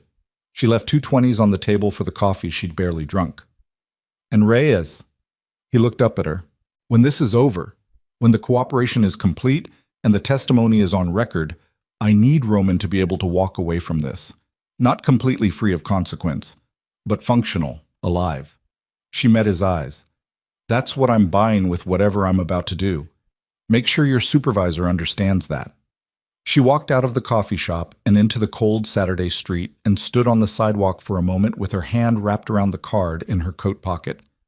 She had just made a decision that she hadn't brought to Roman. She had just made a decision on behalf of a man who would not have made it for himself, about an empire he'd built from blood and loss and the specific grief of someone who had survived everything except his own conscience.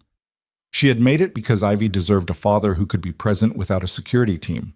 Because the alternative to this decision was a world in which Korvath burned everything from the inside and Roman went down in the wreckage not even knowing which direction the fire had come from. She started walking back toward the safe house. 3 blocks from the coffee shop, her phone buzzed. She looked at it expecting Reyes. It was a number she didn't recognize. No name, just a text. 4 words. We have the girl. The world stopped. Her vision went white at the edges, and then everything came back with a terrible, high-definition clarity.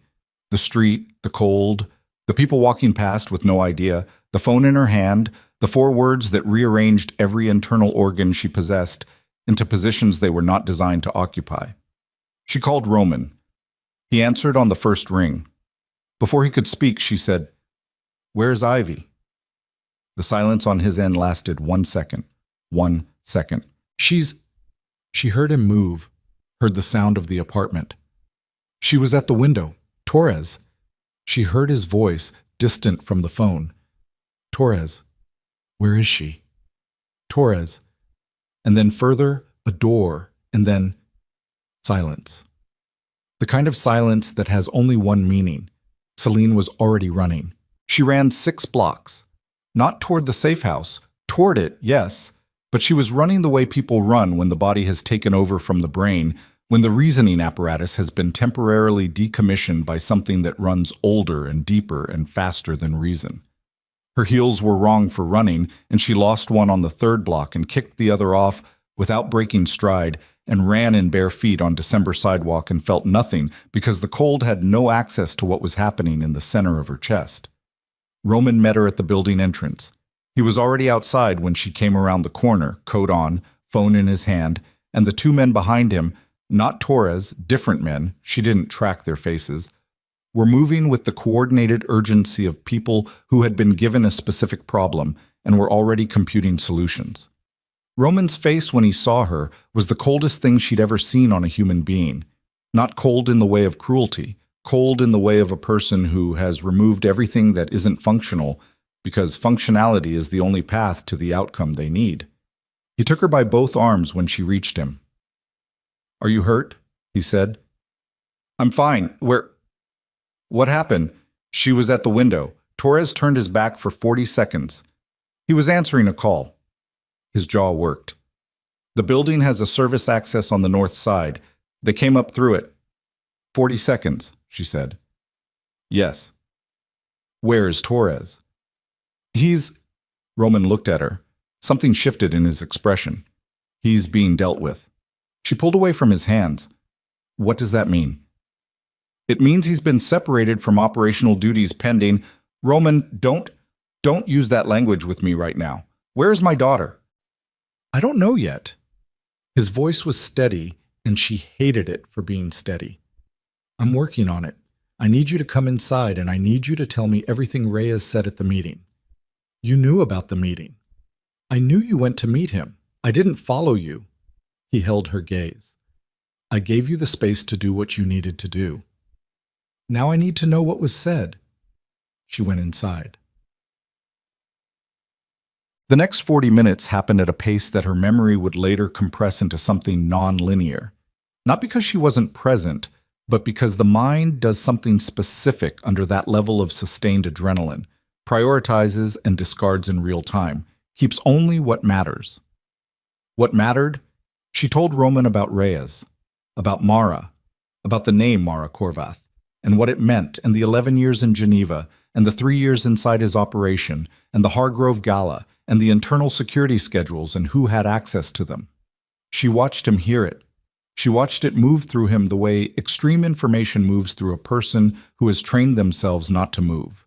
In small external signals only, the slight increase in the rate of his breathing, the tension that moved through his hands and resolved in the flat of his palms pressed against the table, the particular stillness that preceded a decision rather than followed one. He turned to the men in the room and said a name. Mara. One of them was already on his phone. He turned back to Celine. "Reese," he said, where does he think you stand?" "He doesn't know about the meeting with Reyes." She looked at him. "Nobody does. Except you." "Good." He looked at her for a moment in the way he'd been looking at her since the building entrance, assessing, calculating, but with something underneath it that was neither of those things. "The text you received, do you still have it?" She held out her phone. He looked at the message. His face did something imperceptible. He handed the phone to the man nearest him without a word. The man took it and left the room. "They'll trace the originating cell tower," Roman said. "It'll give us a radius." He paused. "Celine." "Don't tell me to stay here," she said. "I'm not going to." She looked at him. "I'm going to tell you what I need from you," he said, "and I need you to decide whether you can do it." She held his gaze. "Tell me." "I need you to call Reese, not Reyes, Reese. Tell him you've been at the safe house with me and you overheard something. Tell him you think Roman is planning to move against him. Tell him you want to talk, privately." He paused. "It'll get him moving. And when he moves, he'll go somewhere. And where he goes will tell me something about where the Korvath people are running their operation." She processed this. "You want to use me as bait." "I want to use you as a variable he doesn't know is in play. That's different from bait." "How is it different?" "Because bait is passive. You'll be active. You'll be wired and you'll have 2 of my men within 40 seconds of wherever he wants to meet, and you'll be directing the conversation." He paused. "And because you're the only person in this situation that neither side has correctly assessed. Reyes thinks you're a civilian with useful proximity. Reese has no category for you at all." He held her gaze. "You're the only person nobody is playing." She thought about Ivy. She thought about the 4 words on her phone screen. She thought about 40 seconds at a window. "Give me Reese's number," she said. Reese wanted to meet in an hour. He'd been too quick to agree, which Roman told her meant one of 2 things. Either he was genuinely frightened enough to grab at any offered lifeline, or he was already in motion and her call had been factored into someone else's plan. Either way, movement was information. Either way, they'd use it. The location Reese proposed was a parking structure on 44th, 4 levels, open air on the top, the kind of brutalist municipal structure that was invisible because it looked like everything else. Roman didn't like it. He said so in 4 words, too many exit points. Then he said, "Take it anyway." While she changed into clothes that had been in the apartment, someone's clothes, she didn't ask whose, jeans and a sweater that were close enough to fitting, Roman stood in the doorway of the room and briefed her in the flat, specific way she was beginning to recognize as his operational voice. Not the private Roman, not the public Roman, the one that existed underneath both. He told her what to say and what not to say. He told her Reese would be scared and that scared people listened for threats before they listened for content. He told her to establish that she was also scared, which would not require performance, and to let Reese lead the direction of the conversation, to give him the experience of controlling it. He told her the one question she needed to ask, which was about a property. A specific address, 40 minutes outside the city, that had come up on a cell tower trace as a point of origin for a communication that had passed through Reese's phone 7 days ago. "Why that address?" she said. "Because 3 weeks ago I was going to do an acquisition through that property. It was presented to me as a shipping logistics operation, looking for investment." He paused. "Reese vetting the deal." Another pause, just slightly longer. "The deal fell through." The property came back up in our surveillance this week as a location with significant activity. Construction vehicles, generator installation, the kind of preparation you do for a short-term operational facility. She sat with that. They're holding her there, she said. It's the strongest current lead. His voice was careful. I don't want you to. Don't manage what I'm thinking right now, she said. I need to stay useful. I'll stay useful. He looked at her for a moment. Okay, he said. She was wired by a man who worked fast and didn't speak, and taped something to her ribs with the impersonal efficiency of a professional. She put the sweater back on and pressed her palm flat against her sternum, feeling the slight resistance of the device beneath. Roman handed her a phone, a different one from hers. Clean number. If Reese or anyone else asks, you called him from this. She took it. He looked at her for another moment, the moment before she walked out, the specific threshold of it. Celine. His voice was low. Don't, she said. What he was going to say, she couldn't carry it into that parking structure. Tell me when we have her back. He held her gaze. Yes, he said.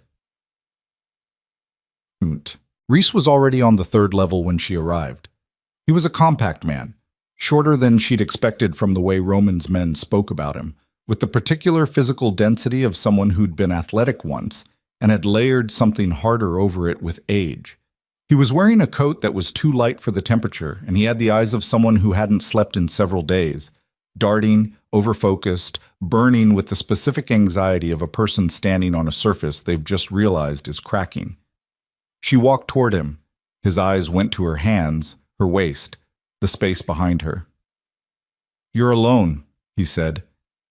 Yes. She stopped 6 feet from him. The wind on the third level of an open parking structure in December was raw and undecorated. She let it move through her. You said come alone. How'd you get my number? Roman's phone. He left it on the counter. She held his gaze. I took the number before he came back. Reese looked at her for a long moment, assessing. She watched him doing it, watched him decide she was plausible, which she was, because everything she was saying was close enough to a version of events that it had the texture of truth. What did you hear? He said. Enough. She crossed her arms over her chest, the cold mostly, but Reese would read it as self-protection. He got a call this morning. Before everything with... She stopped. Let her voice go rough at the edges, which required no performance at all. Before Ivy was taken. He was on the phone for a long time, and I heard your name. Reese's jaw tightened. What did he say about me? He said you'd made a mistake, that you'd been sloppy about something and that it was going to create a problem. She paused. And then he said he'd handle it himself. The phrase landed exactly where she'd aimed it. Reese looked at the ground for a moment.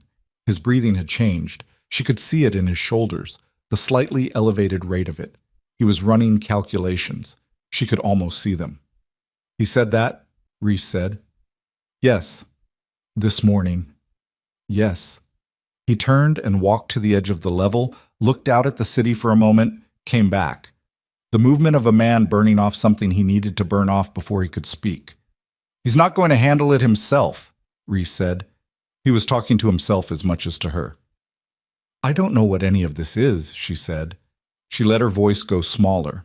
Not weak, but contracted, which was honest enough because there were things in the situation that were genuinely making her chest close down. I know enough to know I'm in the middle of something I wasn't built for. And I know that a man just told a federal agent this morning that he was in contact with... She stopped. With people who want Roman dead. Reese's head came up. She held his gaze. What federal agent? He said. Reyes, she said. Task force. He called me this morning. She kept her voice even. He knows about the internal security schedules for the Hargrove Gala. He knows about the routing through the Lattimore account. She paused. He knows about a property on Kessler Road. The name hit Reese like something physical. She watched his face do what faces do when the floor drops out from under them. A fractional total rearrangement. The skin around his eyes went tight. His lips parted slightly and then closed. His weight shifted backward a half step, the instinctive rebalancing of a person who has just received a blow they were not positioned to receive. Kessler Road. Roman had been right. The address was the right question. How does Reyes know about Kessler Road? Reese said. His voice was different now, stripped down. The performance register had gone off. I don't know, she said, but he does. And he was very specific about it. She looked at him. What is at Kessler Road? Reese looked at her for a long time. She waited. Where's Roman right now? He said. I don't know. I left the safe house while he was on calls. Another long pause. Reese was making a decision. She could feel it the way you feel atmospheric pressure shifting, something in the quality of the air between them. Go back to the safe house, he said. Don't tell Roman you talked to me. What's at Kessler Road? She said again. Reese looked at her with something that was not quite pity and not quite warning. Some hybrid of both, the expression of a man who has been in a situation long enough to recognize when someone else has just stepped into it without full information. Nothing you want to know about, he said. He walked past her toward the stairwell. She didn't stop him. She stood at the edge of the parking level and waited until she heard his footsteps fade, and then counted to 10 slowly, and then turned and walked to the stairwell and said, to the wire beneath her sweater, in a voice barely above the wind, Kessler Road. Her earpiece, they'd fitted her with one, small, tucked, crackled. Roman's voice. I heard it, he said. Come back, The next 2 hours were the most organized violence she'd ever witnessed. She watched it from the command position Roman had established in the safe house apartment, which was no longer functioning as a safe house, but as a forward coordination point. Maps on the table, physical maps, paper, because Roman's people didn't trust digital for this. The information was too specific and too time-critical. The property on Kessler Road, a former cold storage facility 40 minutes north of the city, accessed by a service road off the highway, surrounded by open ground on 3 sides and dense tree line on the 4th. 8 men that Roman called in over the span of 90 minutes, each arriving separately, each briefed separately, the briefings efficient and spare in the way that told her these conversations had happened before. Celine sat at the kitchen table and watched and processed and held herself together with both hands, internally, in the specific way she'd been holding herself together since 2:40 a.m., which was starting to cost more than she had. Roman moved through all of it, the calls, the map, the briefings, with the cold efficiency of someone who had been trained or had trained himself to function in exactly this mode. She watched him from across the room and thought about what Reyes had said about meticulous, and understood it now in a different register, not as a bureaucratic observation, but as a description of a specific kind of intelligence applied to terrible purposes. At 4:17 p.m., he came to her. He sat across from her at the kitchen table. The apartment was quieter now. Most of the men had filtered out in 1s and 2s, headed to their positions. 2 remained near the door, giving her and Roman the functional privacy of distance. Tell me what you need from me, she said. You're not coming. She looked at him. I need you here, he said. In contact with Reyes, the task force needs to be held at a specific distance, not absent, but not moving on the facility until I've been inside. If they hit it before I can, he stopped. I need Ivy out before anyone with a badge comes through those doors. She heard the logic of it, hated the logic of it, sat with it. How long? She said. I'm inside by 6. She's out by 6:30 if everything... He stopped. If everything goes right. Yes. She looked at the table, at the map, at the aerial image of the Kessler Road property, the cold storage facility, the building where her daughter was because a man trusted for 9 years had been building his exit strategy on the architecture of a 4-year-old's vulnerability. Where is Reese now? She said. Moving. His voice was flat. He called someone from his car after your meeting. We have the call. Encrypted. We're working on it. He's in motion. A pause. He's either running or repositioning. If he's repositioning, then he'll be at Kessler Road. Roman held her gaze. Which is why I need to be there first. She pressed both palms flat on the table, breathed, looked at the aerial image until the edges of the building were very clear in her mind. The service entrance, the loading dock, the tree line on the north side. The north tree line, she said, Roman looked at her.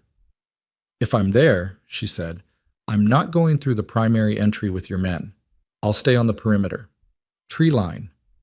She held his gaze. "I'm not asking. I'm telling you where I'll be." The silence lasted 5 full seconds. "If something goes wrong," he said. "Then something goes wrong while I'm 40 feet from my daughter instead of 40 minutes away." He looked at her for a long moment. Something moved behind his eyes. The argument he was making to himself. The calculations. The point where the calculations ran out and the thing underneath them took over. "North tree line," he said. "You stay there until I signal. Ellis will be with you." She nodded. He started to stand. She reached across the table and put her hand on his. He went still. "Bring her out," she said. He looked at her hand on his for a moment, then at her face. "Yes," he said. The drive north took 38 minutes. She sat in the back of the car with Ellis and said nothing, and watched the city give way to the gray-brown middle distance of the outer boroughs, and then to the specific bleakness of industrial highway corridor in December. Chain-link fencing, bare trees, the occasional structure sitting too far from everything to be comfortable. She thought about Ivy, about the bear hat on the bedpost, about, "I know, Mama," spoken with the certainty of a child who had never had cause to doubt. She did not think about what the inside of the Kessler Road facility looked like. She had made that decision deliberately. She would not build that picture because the picture would not help her, and it would cost her something she could not afford to spend right now. Her phone showed a text from Reyes. "Task force is staged at Route 9 juncture. We have the location. Give me a window, Ms. Arden." She typed back, 90 minutes. "Do not move until I call." His response, "I'll hold them, 90 minutes. She put the phone in her pocket. The facility appeared through the trees at dusk. The light had gone flat and gray and low, the specific quality of winter light at 5 p.m. that made everything look like the beginning of something ominous. The structure was larger than the aerial image had suggested. 2 main buildings connected by a covered loading corridor. The original cold storage infrastructure still visible in the heavy insulated cladding of the walls. Floodlights on the exterior corners that were new. Roman's convoy pulled off the service road half a mile before the facility. She got out of the car and the cold hit her, raw and serious. The country cold that had nothing to soften it the way the city did, and she stood on the gravel shoulder and breathed it in and felt it clarify something. Roman was 20 feet away, speaking to the assembled men in a voice too low to carry. She watched him, the way he moved among them, the authority that wasn't performed, the economy of instruction. She watched them listen. She watched them reorient. He came to her last. He was in dark clothing now, no coat, jacket only, darker than his usual palette, the kind of thing you wore when you needed to not reflect light. He looked at her in the gray evening. 90 minutes to Reyes, she said.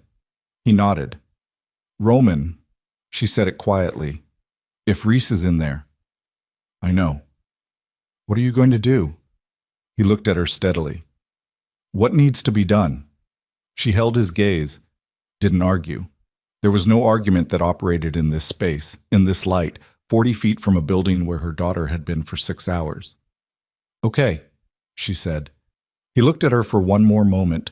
Then he turned and moved, and the men went with him, and she went with Ellis to the tree line, threading through the frozen brush to the north position, and she crouched in the cold with the bare branches above her and the facility wall ahead, and she waited. At 5:53, the lights inside the facility changed. She was watching through a gap in the tree line. The north wall had 2 high windows, frosted glass, industrial, and for the first 50 minutes of the wait, they had glowed a steady flat white.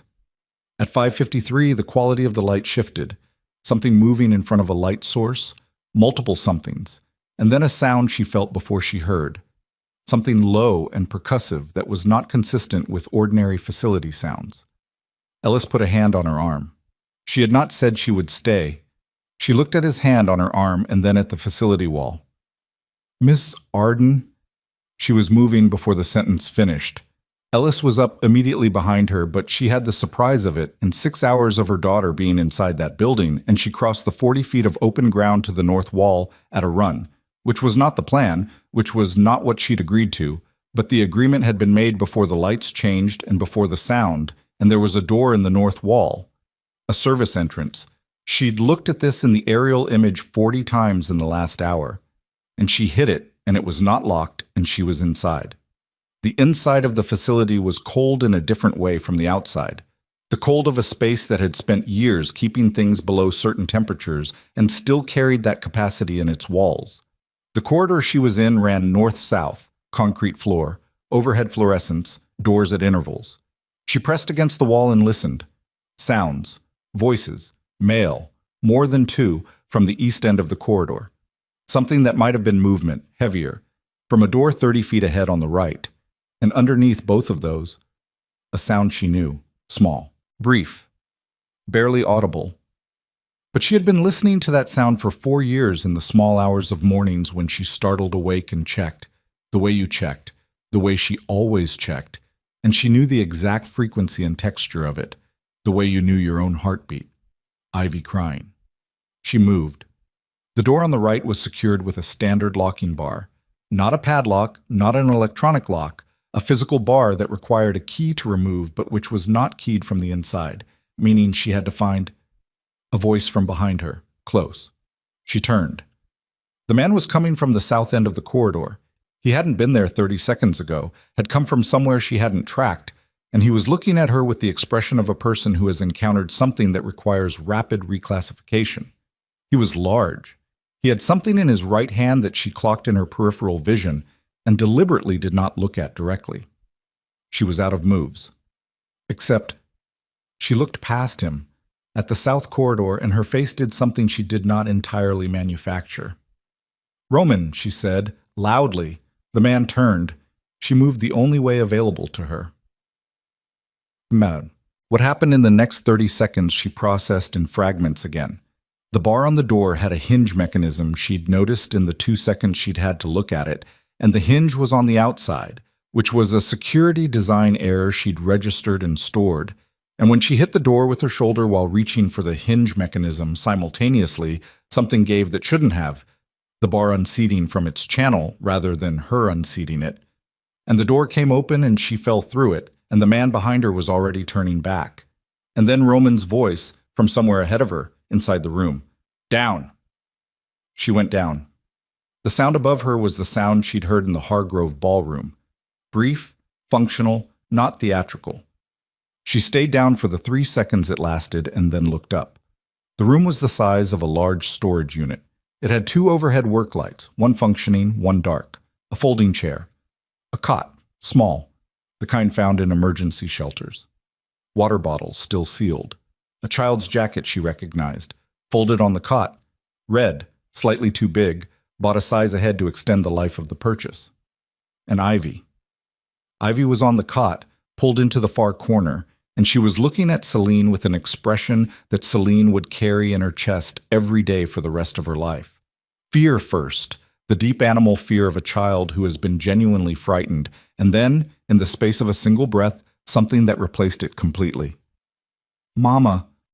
Celine crossed the room on her knees and had her daughter in her arms before she'd consciously decided to move and held her, her face in Ivy's hair, one hand covering the back of her daughter's head, her body making itself into the only available barrier between Ivy and everything outside of that room. Ivy was shaking. Celine was shaking. "I've got you," she said, into her hair, into the cold. "I've got you. I've got you." "Mama, I was scared." "I know, baby." Her voice broke on the word. She sealed it immediately. "I know. I've got you." Behind her, the door. Roman in the doorway, breathing hard. The cut on his cheekbone reopened and running a thin red line down his jaw. He looked at them on the cot, at Ivy, at Celine, at the specific arrangement of them, which was every calculation he'd ever made and every price he'd ever paid condensed into one small image. And his face did something she'd never seen it do. It broke. Not dramatically, not the dramatic collapse of film violence, just the controlled expression giving way at its foundations. Something underneath it that had been held under pressure for a very long time surfacing all at once, and his eyes going bright and wet, and his jaw setting against it, and failing. From somewhere in the facility, closer now, definitely closer. Sounds of movement. Men, multiple. His or theirs, she couldn't tell yet.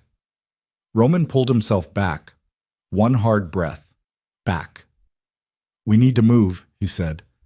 "Can you walk?" Celine said to Ivy. "Yes." Small voice. Absolute. "Good girl. You hold my hand and you don't let go, okay?" "Okay." Roman came into the room and crouched in front of Ivy. He looked at her. She looked at him. And even here, even in this, the look she gave him was the one she always gave him, the one without reservation, the one that had decided he was safe, and Roman absorbed it with an expression that had no armor left in it at all. "Hey," he said. His voice was rough. "Hi, Roman," Ivy said. "I'm going to carry you, okay?" Ivy considered this. "Okay." He lifted her. She went against his chest and put her arms around his neck, and he held her with one arm and moved toward the door, and Celine was up and behind him and they were moving. The corridor was no longer empty. There were 3 men at the north end, not Romans, she could tell immediately from the way they stopped when they saw Roman rather than orienting to him, and the east corridor had sounds coming from it that meant the primary engagement, wherever it had been happening, was migrating. Roman turned south. The south corridor was 30 feet, then a turn, then the service entrance she'd come in through. A figure stepped out of the turn. Reese. He was holding a phone. He looked at Roman. He looked at Ivy in Roman's arms. He looked at Celine. His face was doing something complicated, the specific expression of a man whose calculations have produced an outcome he did not model for, who is now standing in the physical reality of that outcome and finding it different from the abstract. Roman stopped. They looked at each other. 9 years. Celine felt the weight of it in the air, the specific density of a betrayal that had a long history, that had been built slowly over years, that had cost more than either of them had fully calculated when it was still a calculation. "Roman," Reese started. "Don't," Roman said. "It wasn't supposed to." Reese's voice had something in it that might have been the beginning of an explanation or might have been the beginning of something else. She was leverage, that was all. She wasn't supposed to be. "She's 4 years old." Roman's voice was the flattest thing she'd ever heard in a human voice. "She's 4 years old. And she was in that room alone for 6 hours. And if you say another word before I decide what to do with you, I will make a decision that I can't take back." Reese looked at Ivy. Ivy, from Roman's shoulder, was looking back at Reese with the direct, comprehensive attention she brought to all unfamiliar things. Something moved through Reese's face. She couldn't name it. It was too complicated and too fast. He stepped aside. Roman moved past him without hesitation, without acknowledgement, carrying Ivy down the south corridor with Celine at his shoulder. Behind them, she heard Reese's footsteps. Not following, not running, just the sound of a man standing in the place he'd arrived at and doing whatever private accounting that required. The service door. Outside. Cold air. Dark sky with the first hard stars of the evening coming through, and the tree line ahead, and the sound of vehicles on the service road that she registered as Roman's before she could fully explain how she knew. Ivy lifted her head from Roman's shoulder. "We're outside," she announced. "Yeah," Roman said. His voice was rough. "Are we going home now?" Roman looked at Celine. Celine looked at her daughter's face, the bear hat still somehow on her head, crooked, the ears flattened from hours against the cot, her eyes wide and dark and entirely present, the specific resilience of a child who has been frightened and has decided that the worst part is over because the people she trusted have arrived. Those eyes. Those impossible dark eyes that she had been looking at for 4 years and refusing to fully name. From behind them, inside the facility, the sound of something that was final and irreversible, the sound of a situation reaching its last available outcome, and in its wake, a silence that meant only one thing. She looked at Roman. His face was still. The cold came in around them. Ivy said, "Roman, your face is bleeding." He looked at her. Something that was not quite a smile, but was the shape of one moved across his exhausted, cut, undone face. "I know," he said. "Does it hurt?" "Not right now," he said. and Celine pressed her fist against her mouth and looked at the sky and held herself together for 5 more seconds, which was all she needed, which was all it was going to take, because from the service road she could hear Ellis's car, and behind it, further, the sound of Rhea's task force vehicles beginning their approach. And she had 90 minutes to account for and approximately 6 phone calls to make, and a decision that was going to change the shape of everything. But right now, in this moment, in the dark and cold outside a burning facility, with her daughter in the arms of a man who had turned out to be exactly as dangerous as she'd known and exactly as present as she'd needed, Celine Arden breathed. In, out. The task force vehicles came up the service road in a line of 4. No sirens, just the sweep of headlights across the frozen ground, which was its own kind of announcement. Celine watched them come with Ivy still pressed against her chest, and Roman standing 2 feet to her left, and the Kessler Road facility burning quietly at their backs. The fire not dramatic, not cinematic, just the dull orange persistence of something that had been set and left to do its work. Reyes got out of the lead vehicle before it fully stopped. He looked at Roman first, then at Celine, then at Ivy, who had fallen into a half-doze against Celine's shoulder in the particular way children fell asleep after extreme experiences, completely, without negotiation, as though the body simply issued a directive that overrode everything else. "She's okay?" Reyes said. "She's okay," Celine said. Reyes looked at Roman for a long moment. Roman looked back, the 2 men taking the measure of each other across the frozen ground, the federal agent with 14 months of accumulated material and the man that material was about, standing in the light of burning evidence with a 4-year-old's bear hat visible over Celine's shoulder. "We need to talk," Reyes said. "I know," Roman said. "Tonight." "I know." Reyes looked at Celine. Something in his expression shifted. Not softening exactly, but a recalibration. "You held them 90 minutes. You said you needed a window." "I did." A pause. "Thank you." She didn't respond to that. She was looking at the facility, at the fire that was eating the building with the patient indifference of combustion, and at the men Roman's people were moving out of it, hands secured, heads down, the organized aftermath of something that had reached its conclusion. She was counting them without intending to. "Where is Mara Voss?" she said. Reyes looked at her, then at Roman. "We picked her up at JFK at 5:40. She was boarding a flight to Geneva." A pause. "She didn't make it to the gate." Celine processed that, looked at the fire, nodded once. "And Reese," she said. The silence this time was different. Reyes looked at Roman. Roman was looking at the facility. "Reese is inside," Roman said.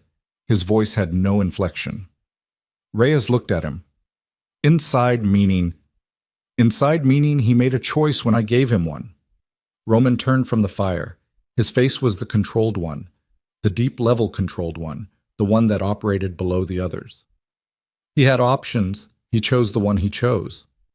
Reyes stood with that for a moment. The men behind him were fanning out with the careful efficiency of a task force that had been staged and waiting and was now being deployed. The fire crackled. Somewhere in the tree line, an animal moved. "I'm going to need a full debrief," Reyes said. "Tomorrow," Celine said. Both men looked at her. "Tomorrow," she said again.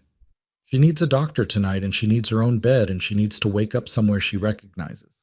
She held Reyes' gaze. "You'll have everything you need. Tomorrow." Reyes looked at her for a long moment, then at Roman, then back. "Tomorrow morning," he said. 9 a.m. My office." He looked at Roman. "Both of you." "Both of us," Roman said. Reyes went to his people. Celine carried Ivy to Ellis's car, and Roman opened the door and she settled Ivy into the back seat, and Ivy stirred slightly and said, without opening her eyes, "Are we going home?" And Celine said, "Yes, baby, we're going home," and Ivy said, "Okay," and went back under. Roman got in on the other side of Ivy. Not the front seat, not beside Celine, beside Ivy, so that she was between them. The arrangement was instinctive, unspoken, the 2 of them orienting to her without discussion the way water found level. Ellis drove. Nobody spoke for a long time. At some point on the highway, Roman looked across Ivy's sleeping form at Celine. She was looking out the window at the black highway median, the white dashes of the lane markers strobing past. She could feel his gaze, but she didn't turn to meet it. Not yet. There were things she needed to carry in the correct order, and she was still working out what the correct order was. After a while, without turning from the window, she said, "When did you know about Mara?" He was quiet for a moment. "I had a suspicion before the gala, not a certainty." A pause. "Not enough certainty, but a suspicion." "Yes. And you took me anyway. I wanted her where I could see her. If she moved, I wanted to know she was moving." A long pause. "I miscalculated the timeline. I told you that." "You keep saying that." "Because it's true. It's true, and it's also a way of saying you made a choice with incomplete information, and I lived with the consequences of that choice." Her voice was level, not accusatory. She was stating it the way you stated things that needed to be on record, not for the sake of the argument, but for the sake of the foundation you'd need to build on afterward. Roman was quiet. "Yes," he said, finally. "That's also true." She turned from the window and looked at him across Ivy's sleeping face. He looked back. The city lights had started to appear along the highway corridor, the first signs of the outer boroughs, the familiar density of illumination that meant they were nearly home, and in that shifting light, Roman looked like something that had been through a process that removed everything extraneous and left only the structural. The cut on his cheekbone had dried to a dark line. His eyes were shadowed. He looked like a man who had been carrying something extremely heavy for a very long time and had just put it down and was now experiencing the particular ache of muscles that had been under continuous tension. "Tomorrow is going to be complicated," she said. "Yes. Whatever you agree to with Reyes, I need to know before you agree to it, not after." "Okay. I mean it, Roman. I know you mean it." He held her gaze. "I'll tell you everything before I tell him anything." She looked at him for another moment, then she turned back to the window. "The penthouse," she said, "on 68th. "Yes." "We're not moving in." "Okay. But Ivy can have the room." She paused. "For now, until things are settled, until I know what settled looks like." The silence that followed had a different quality from all the silences that had come before it. It was not the silence of tension or of things unsaid. It was the silence of two people arriving at the same place from different directions and finding it cautiously habitable. "Okay," he said. His voice was quiet. Ivy slept between them. Ellis drove. The city came back around the car like a tide coming in. The doctor came at 10:30 p.m. She was a compact woman in her 50s named Dr. Aisha Brennan, who arrived with a bag and no questions about the circumstances and examined Ivy with the careful thoroughness of someone who understood that the examination needed to be comprehensive but also needed to feel, to the child, like something ordinary. She had the specific gift of talking to Ivy while examining her, maintaining a running conversation about Ivy's opinions on various animals, a conversation Ivy engaged with fully and at length, so that the clinical was camouflaged in the social, and by the time Dr. Brennan had completed her assessment, Ivy had apparently never been afraid. "She's physically fine," Brennan told Celine in the hallway. "No signs of physical harm. She's going to need some time. She may have some disrupted sleep, some anxiety spikes, some regression behavior. It'll pass. Kids are more resilient than we give them credit for and less resilient than we hope, in equal measure." She paused. "How are you?" "I'm functional," Celine said. "That's not what I asked. It's what I have right now." Brennan looked at her for a moment with the particular assessment of a woman who had been doing this long enough to know what functional meant as a coping strategy and to respect it as a triage measure while noting it as something to revisit. "Call me if she has nightmares that persist past the first week," she said, "and call me if you stop being functional before you get to the part where you're actually okay." Celine looked at her. "Do you give all your patients this advice?" "Only the ones who are holding it together with the specific kind of grip that leaves marks." Brennan picked up her bag. "You did something extraordinary tonight. Allow yourself to know that at some point." She left. Celine stood in the hallway for a moment. Then she went back to Ivy's room and sat on the edge of the cot that Ivy had claimed. Not the one from the facility, never that one, but the one in what would become her room, and watched her daughter sleep with the bear hat on the bedpost and the stuffed rabbit under one arm and the absolute trustfulness of a child who had decided that the worst part was over. Roman appeared in the doorway. He didn't come in. He stood at the threshold, because it was Ivy's space, she understood, and he was still learning the borders of spaces, still calibrating what he was entitled to occupy. She looked at him. He looked at Ivy. She told Dr. Brennan that a rabbit is her favorite animal, he said. She was very definitive about it. She's been definitive about it for 8 months. Celine watched Ivy breathe. She'll revise in about 6 weeks. She goes through phases. What was before the rabbit? Horses? Celine paused. Before that, frogs. Roman was quiet for a moment. Processing, she thought. Filing. Building the archive of a child's history he'd been absent for and was now trying to reconstruct from the available material. I missed a lot, he said. You missed everything, she said. Not as an attack, just as the truth, stated clean. But she's 4. She has a long way to go. There's a lot left to be present for. He held very still in the doorway. Is that... He stopped, started again. Are you saying that because... I'm saying it because it's true and you need to hear it before tomorrow when everything gets complicated. She looked at him. You're her father. That doesn't get negotiated in a federal debrief. Whatever happens with Reyes, whatever restructuring comes out of the next 6 months, that part is not on the table. Roman looked at her for a long moment. Okay, he said. His voice had the quality it got when he was holding something in carefully. Okay. She turned back to Ivy. Go get your face looked at properly, she said. Dr. Brennan left a kit in the bathroom. I'm fine. You have a 4-inch reopened cut on your face. Go. A beat. Then she heard him move away from the doorway, down the hall. She listened to his footsteps recede and then sat in the quiet of Ivy's room with the city's ambient light coming through the curtains and her daughter's breathing for company. And finally, in the privacy of this room with this small sleeping person, she let herself shake. Not crying. Not yet. That would come later, in the shower, in 2 weeks, in the middle of the night, at unexpected moments for the next several months while everything processed at its own pace. Right now, just shaking, the body's accumulated response to the last 18 hours releasing in the only way available, and she sat with her hands between her knees and let it move through her, and then she breathed and it stopped, and she was okay. She sat with Ivy until the shaking was fully done. Then she went to find Roman. Boy, he was in the kitchen. He had cleaned the cut. It had been properly closed now, steri strips, which he'd applied himself with the neat competence of someone who had closed his own wounds before.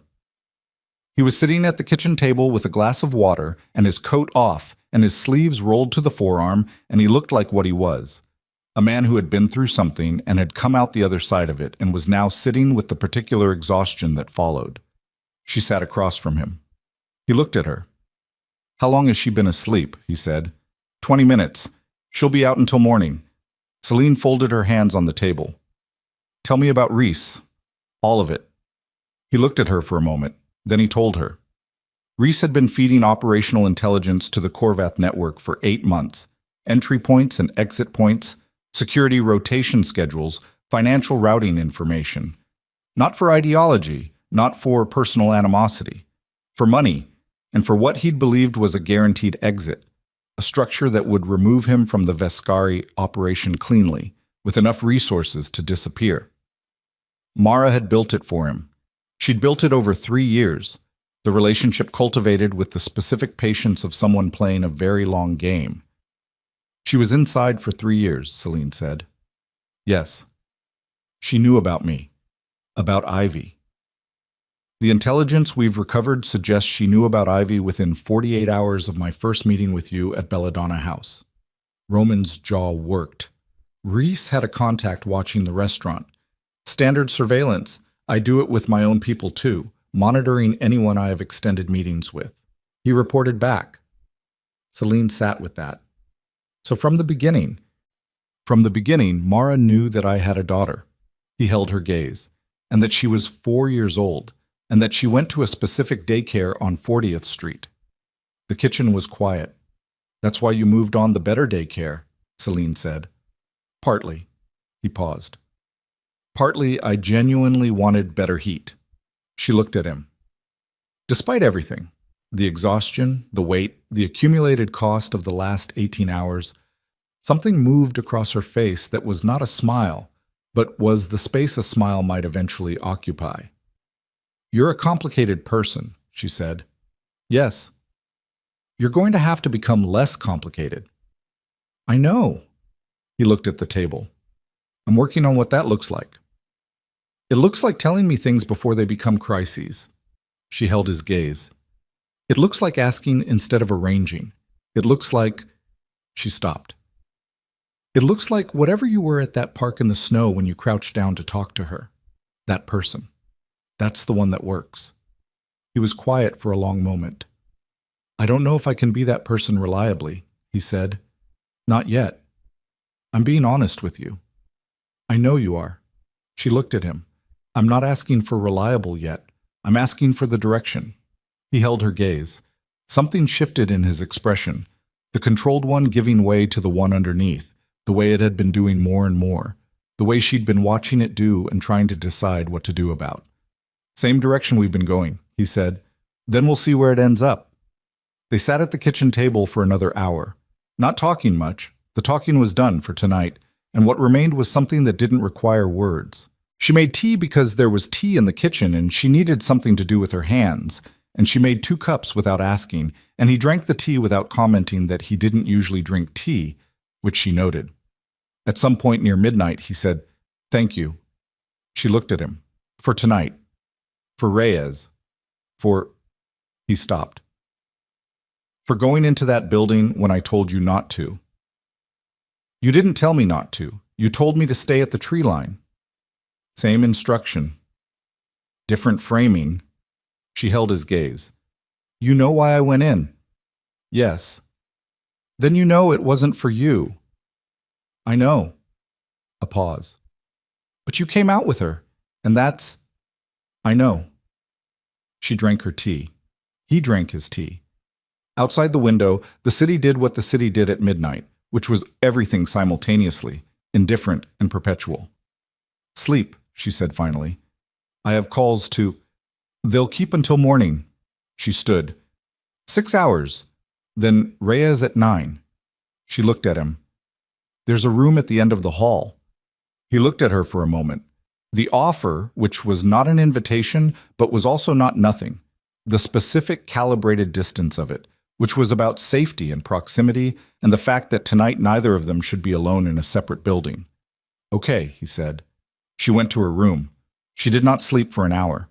She lay in the dark and reviewed the events of the last 24 hours in the systematic way she reviewed things, looking for the points of failure and the points of improvisation and the places where luck had been the operative variable and the places where she had actually made good decisions under extreme conditions. There were more of the latter than she'd expected. She noted that and set it aside. At some point, she slept. The debrief with Reyes lasted 4 hours. It was conducted in a federal conference room with a table that seated 12 and currently seated 4. Reyes, a woman introduced as his supervising agent, whose name was Fitch, Roman, and Celine. The immunity documentation Celine had reviewed and signed. Roman had his own arrangement, negotiated in the hour before the meeting by a lawyer whose name she hadn't known 48 hours ago and whose competence was immediately apparent. The arrangement, by the time Fitch put her pen down, looked like this. Full financial disclosure of the Vescari Network's operations for the preceding 7 years. Complete testimony regarding the Corvath organization, its domestic operations, its personnel, its port access arrangements, its financial routing infrastructure. Testimony regarding 3 subsidiary operations that Reyes had been building cases on for 2 years and which Roman could close in a week. In exchange, a negotiated outcome for Roman that involved significant financial penalties, a supervised transition of business operations, and a period of structured cooperation that would last 18 months. No incarceration. Monitored but functional. Not clean. Not free. But alive and present, and on the right side of an equation that could have gone in a much more permanent direction. Fitch had looked at the terms and said, "This is generous." Reyes had said, "The intelligence value is significant." Fitch had looked at Celine. "Was this your framework?" "I identified the shape of a possible arrangement," Celine said. "Mr. Vescari made his own decision." Fitch had a long look on her face that Celine couldn't fully decode. She signed the documents. Roman signed his. In the hallway afterward, waiting for the elevator, Roman stood beside her and said nothing for a moment. Then, "The shape of a possible arrangement." "It's what I did," she said. "You negotiated a federal immunity deal and a cooperation agreement between two parties in approximately 17 hours while your daughter was missing. I had the quiet car ride to think about it." He looked at her with an expression she had not seen on his face before. Not the professional assessment, not the unguarded grief, not the controlled performance. Something else. Something that was specifically about her, about what she was, about the things she'd done in the space between the safe house and the coffee shop and the service road, and what it meant about the kind of person she was, and what it meant about everything else. "What?" she said. "Nothing," he said. The elevator arrived. "Roman, He stopped, looked at her. "You terrify me." She held his gaze. "Good," she said. "Now you know how it feels." The elevator opened and they got in, and she looked at the closing doors and felt the specific, exhausted satisfaction of a person who has said exactly the right thing at exactly the right moment, which happened rarely enough that it was worth noting. 3 weeks later, Mara Voss was formally charged. The name on the charging documents was Mara Korvath, the Geneva identity restored, the fiction of Voss stripped away along with everything else the investigation had been building for 14 months, and which now had the full weight of Roman's testimony behind it. Celine read about it in the legal summary Reyes sent to her email address. 3 paragraphs of procedural language that translated to the 3-year infiltration operation, the Hargrove Gala attack, the Kessler Road facility, the decision to use a 4-year-old child as leverage in a business dispute, all of it, on record, attributed, moving through a system that was slow and imperfect, and sometimes wrong, but which was, on this occasion, pointed in the right direction. She forwarded the summary to Roman without comment. He responded, "I saw it. Nothing else." She thought about what it cost to read those 3 paragraphs when you'd trusted the woman they were about for 3 years. When you'd believed she was something she wasn't. When the betrayal was woven through every operational decision you'd made in that period, retroactively contaminating things you couldn't now uncontaminate. She didn't push him to talk about it. He'd talk about it when he was ready. That was how Roman processed things, slowly, internally, in the deep where the machinery ran, and when the processing was complete, he came back to the surface with it resolved or at least contained. She'd known this about him since the parking lot of a gas station years ago. Some things didn't change. January came in cold and gray and relentless. Ivy started at Meadowbrook Learning Center on the 8th, in a classroom that had working heat, and a teacher named Ms. Ford, who had been doing early childhood education for 11 years, and who won Ivy's complete and permanent loyalty on the first day by possessing an actual rabbit in a cage in the corner of the room. "A real one," Ivy told Celine that evening, with the reverence of someone reporting a miracle. "His name is Percy, and he is very soft." "That's wonderful," Celine said. "I told him about my rabbit. The stuffed one. He was interested." "Was he?" "He looked at me." Ivy was very serious. "That means interested." Celine enrolled in the spring semester of the early childhood education program at the community college, the degree she'd started 3 years ago and deferred twice for reasons of practical necessity. The program was 4 semesters. She'd completed 2. 2 more, and she'd have something she'd been reaching toward for longer than she'd consciously admitted. The penthouse on 68th became, by increments, the apartment where they spent 3 nights a week, not moving in, not restructuring, just 3 nights a week, because Ivy had decided her room there was the good room, a designation she applied with the same authority she brought to good swings and good pancakes, and because Roman was there, and because the heat worked without interruption, and because Celine was tired in the specific way of a person who has been managing alone for 4 years and has recently discovered that not managing alone was an option. She didn't announce this decision. She didn't frame it. She just started bringing 3 nights' worth of things on Tuesdays, and Roman said nothing about it except once, when she arrived on a Tuesday and found that he'd cleared a section of the closet without mentioning it, and she stood in front of the cleared closet for a moment and then hung her coat in it and said nothing, and he said nothing, and that was apparently how that went. The 18 months of structured cooperation with Reyes's task force began in February. Roman spent Tuesday and Thursday mornings in a federal building, providing testimony and documentation with the systematic completeness of a man who had decided that if he was going to do this, he was going to do it correctly, the way he did everything. Reyes called Celine once, in the 3rd week of February, to say that the cooperation was proceeding efficiently and that Roman's testimony was, in his estimation, the most comprehensive and precisely documented set of evidence the task force had received in 12 years of organized crime investigation. "He's thorough," Reyes said. "He's meticulous," Celine said. A pause. "You told me that." "You already knew it. It's why you wanted him." Reyes was quiet for a moment. "How are you?" "I'm finishing a semester," she said. "I'm fine." "The girl?" "She's in love with a rabbit named Percy." A pause. "She's fine." "Good." Another pause. "Ms. Arden, what you did in December, the arrangement you put together, the way you held the 90 minutes." He stopped. "I've been in this work for 14 years. I don't often say this, but you have a quality of mind that—" "Reyes." "Yes." "I'm a waitress finishing a college degree.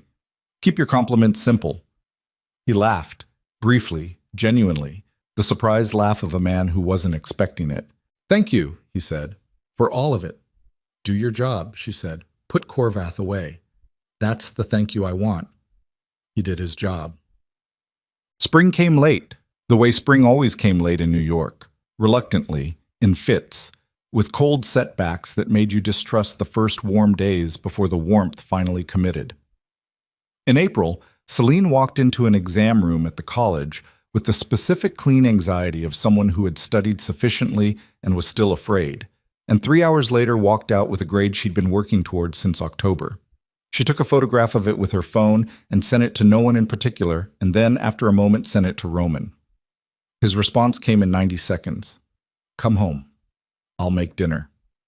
She looked at the text for a moment. "Come home." She had not decided yet what to call the penthouse on 68th. It was the apartment. It was Roman's place. It was Ivy's good room.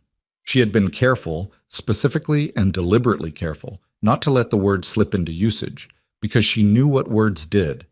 She knew they arrived before you were ready and established themselves, and then you were living in the reality they'd built, while you were still deciding whether you wanted to move in. But she put her phone in her pocket and walked to the subway and took it to the right stop and walked the 3 blocks and used the key she'd been given in February that she'd been putting on her keychain and taking off her keychain and putting back for 3 weeks before she left it on, and she rode up to the 14th floor and walked in. The apartment smelled like something being cooked.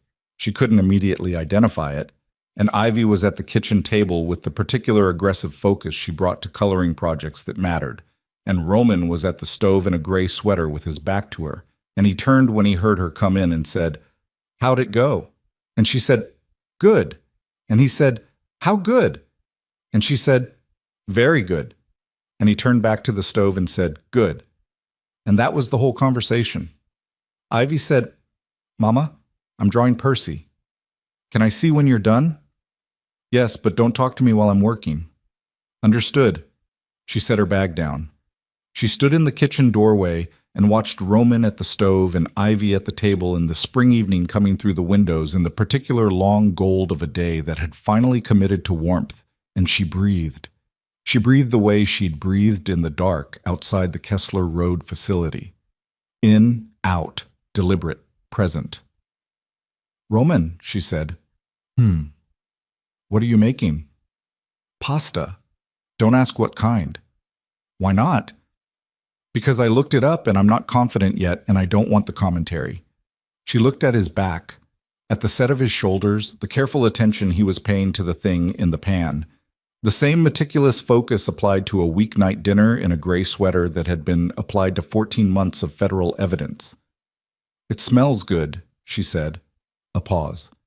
"It's going to be fine." "I know." She went to the cabinet and got down 3 plates. "Ivy, wash your hands." "I'm not done." "You can finish after dinner." "But Percy might." "Percy will be there after dinner. Hands." Ivy made a sound of profound injustice and slid off her chair and went to the bathroom. Celine set the table. Roman brought the pasta to the table and served it with the particular focused attention of someone who understood this was a test he was conducting on himself. And she sat down and tasted it and said, "It's good." And he said, "I know." And she laughed. A real laugh, the kind that arrived without scheduling. He looked at her when she laughed, with the expression she'd been watching for 5 months build incrementally, the one that had no calculation in it, that was simply a man looking at a thing he was grateful existed in his life, and being unable to fully contain that fact. Ivy came back, hands wet from a perfunctory wash, and climbed into her chair and said, "What are we eating?" And Roman said, "Pasta." And Ivy said, "Which kind?" And Roman said, "The good kind."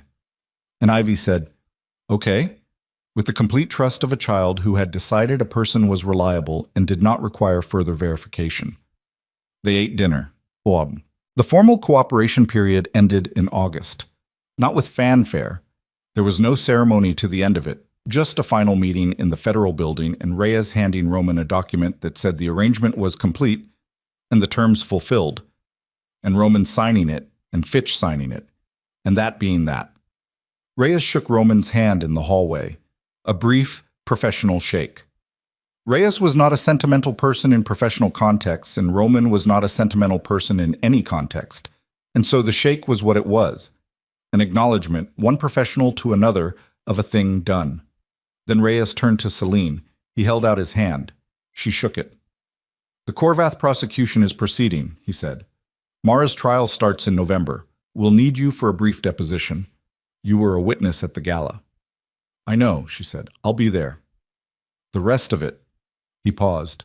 "The facility, the Kessler Road operation, the domestic network, that's all through. The task force is closing its Vescari file." He looked at Roman. "Officially, you're a legitimate business owner under supervised monitoring for the next 18 months. After that, the supervision ends." "I understand the terms," Roman said. "I know you do." Reyes looked at him for a moment. "For what it's worth, and I understand if it's worth nothing, what you did in there, the testimony, the documentation." He paused. "It cost something. I know it cost something." Roman looked at him steadily. "It cost what it cost." Reyes nodded. They left the federal building and stood on the August street, and the heat came off the sidewalk in waves, and the city moved around them in its indifferent, perpetual way. Roman stood with his hands in his pockets, looking at the street. Celine stood beside him. After a while, he said, "It's done." "Yes," she said. "The Lattimore accounts, the port arrangements, the shipping subsidiaries." He was listing it the way you might list things you'd put in boxes when moving out of a place you'd lived for a long time, cataloging the absence. "All of it." "Yes." "I don't know what I am without it," he said. Not with fear, with the honest perplexity of someone asking a real question they don't yet have the answer to. She looked at him. "You're a man who makes pasta on weeknights and argues with a 4-year-old about how many bites of egg constitute a complete breakfast." She held his gaze. "Start there." He looked at her. Something moved across his face. The something that had been building since December, since the park, since the diner, since the garage at Kessler Road. The something that had been present in every conversation and every silence and every moment she'd looked at him from across a room or a table or a 4-year-old's sleeping body. "Celine," he said. "I know," she said. They stood on the August sidewalk. He reached out and she took his hand. She took it, the decision hers, the motion hers, deliberate, and held it. October. She finished the semester and enrolled in the next one.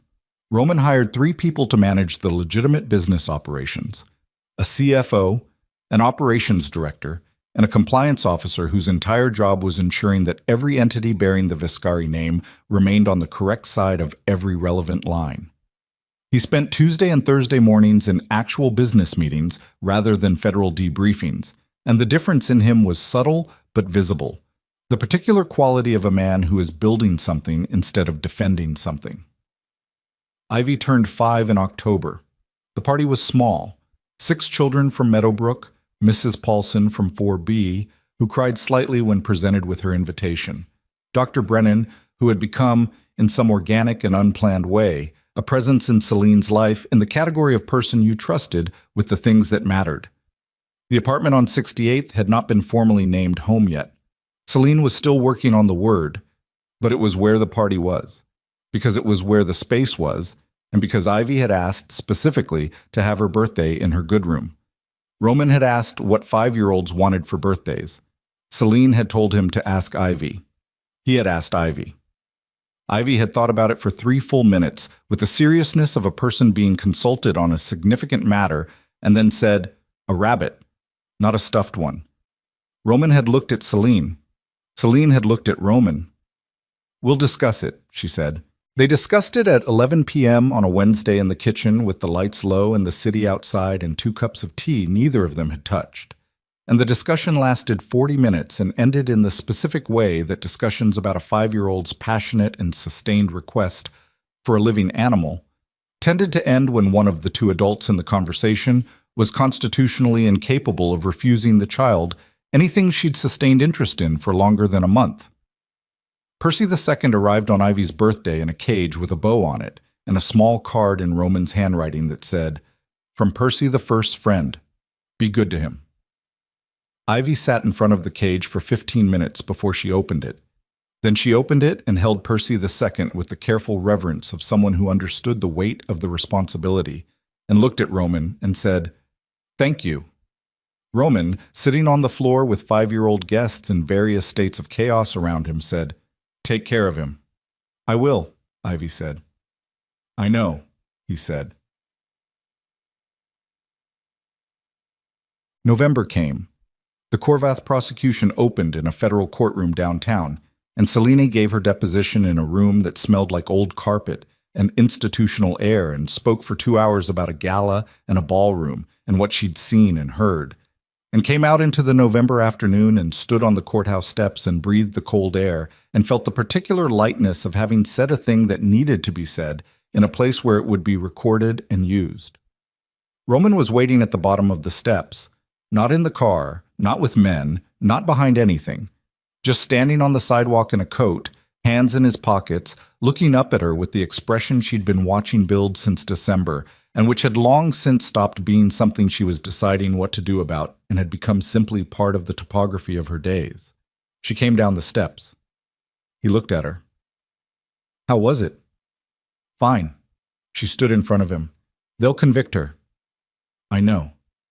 It'll take time. The appeals will take more time, but they'll convict her." "Yes." She looked at him. He looked at her. November traffic moved behind them, and the cold was real now, the first hard cold of the season that committed rather than suggested, and she could see her breath in the air between them. "I want to tell you something," she said. "Okay." She held his gaze. "I spent 5 years being angry at you. Not all the time. I didn't have the bandwidth for all the time, but underneath everything, in the places I didn't look at, I was angry." She paused. "I built everything I have from that. The discipline, the degree, the specific way I held myself together at 3 a.m. when Ivy was sick, and I was alone and there was no one to hand the weight to. I built it from the anger because the anger was fuel and I needed fuel." Roman stood very still. "And now I'm not angry anymore," she said. "Not because you've earned the absence of it, but because I'm tired of running on that particular fuel and I have other fuel now and I don't need it." She held his gaze. "I wanted you to know that it's gone. What's here instead is—" She stopped. "I'm still figuring out what's here instead." He looked at her for a long moment. "I know what's here instead," he said. His voice was low. "I know you do," she said.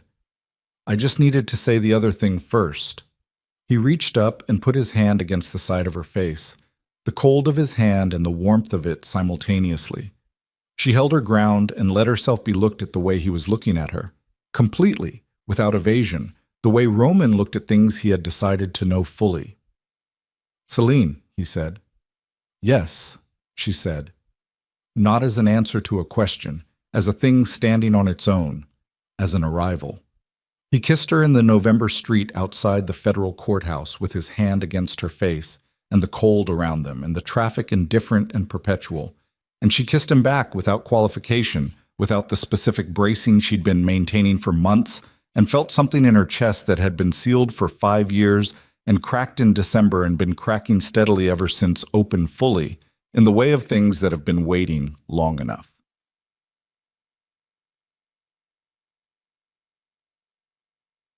December. 1 year from the night at Belladonna House. The city had snow again, the dirty, wind-driven kind that covered everything in gray and made the sidewalks into mirrors and drove sensible people inside. Celine watched it from the penthouse window in the apartment that she had, at some point in October, started calling home, the word having arrived in her vocabulary without announcement and installed itself with the permanence of a thing that had been waiting for permission. Ivy was asleep. Percy II was in his cage in Ivy's good room, doing whatever rabbits did at 10 p.m., which appeared to be primarily sitting. Roman came to stand beside her at the window. She felt him there before she heard him. The particular way the air changed near him, which she'd been noticing since Belladonna House, and which had, in the past year, gone from a threat assessment signal to something else entirely. He stood beside her and looked out at the snow-covered city with the expression he got when he wasn't managing anything and wasn't performing anything and was simply present. He reached into his jacket pocket. She turned to look at what he was doing. He held out a ring, small, not ostentatious, because he knew her, had spent a year learning the specific contours of what she was, and ostentatious was not any part of it. White gold, a single stone, the kind of clean precision that said more about who he'd become than anything elaborate could have. He held it between his fingers and looked at her. I'm not going to make a speech, he said. Good, she said. I'm going to say one thing and then I'm going to wait. Okay. He held her gaze. You rebuilt me. Not the way I was. I know that's not possible, and I know that's not what you were doing. But whatever I'm becoming, you're the reason the direction is right. He paused. That's all. She looked at him. At the man he had been, and the man he was, and the distance between those two people that had been traveled not easily, and not without cost, and not without the specific damage that honest living inflicts on people who are paying attention. At his hands, the ones that had been violent, and the ones that had made pasta and held Ivy in the rain outside a burning facility, and learned over 1 year of Wednesday mornings to pour tea without being asked. At his eyes, which were Ivy's eyes, which were the eyes that looked at her from across a table every morning and confirmed, with the absolute conviction of a 5-year-old who had decided who her people were and required no further evidence that this was home. She took the ring from his fingers. She put it on herself. Roman looked at her hand. That's not traditionally, he started. I know. She looked at him. I wanted to do it myself. He looked at her for a long moment. Something moved across his face. The smile that had been taking shape for a year, the one that hadn't fully arrived yet, assembling itself gradually from all the small, unguarded moments. It arrived now. Not large, not theatrical, just the real thing, which on Roman's face was devastating in its rarity. Okay, he said. She looked down at her hand, the ring on her finger. The city below, covered in snow that was the same snow that had been falling the night she'd walked into Belladonna House, with her coat soaked through and her fingers stiff and her life exactly the shape it had been for 5 years, before the shape changed. From Ivy's room, a small sound, not waking, just the small sounds children made in deep sleep. The adjustments of a body that was fully trusting and fully rested and fully home. The jazz was playing somewhere. She'd put it on earlier, the low quiet station she'd taken to keeping on in the evenings, and it was still running in the background the way good things ran in the background, present without demanding attention. Roman put his arm around her. She leaned into it. Outside, the snow fell on a city that knew nothing about any of this and would have been indifferent if it had. And below them, 5 years and 12 months from their first beginning, the lights of New York spread out in every direction into the dark. Every one of them, someone's life, someone's wreckage, someone's rebuilt thing, burning away in the cold with the specific stubbornness of a flame that has decided it intends to keep going. She looked at the lights. She breathed. She stayed.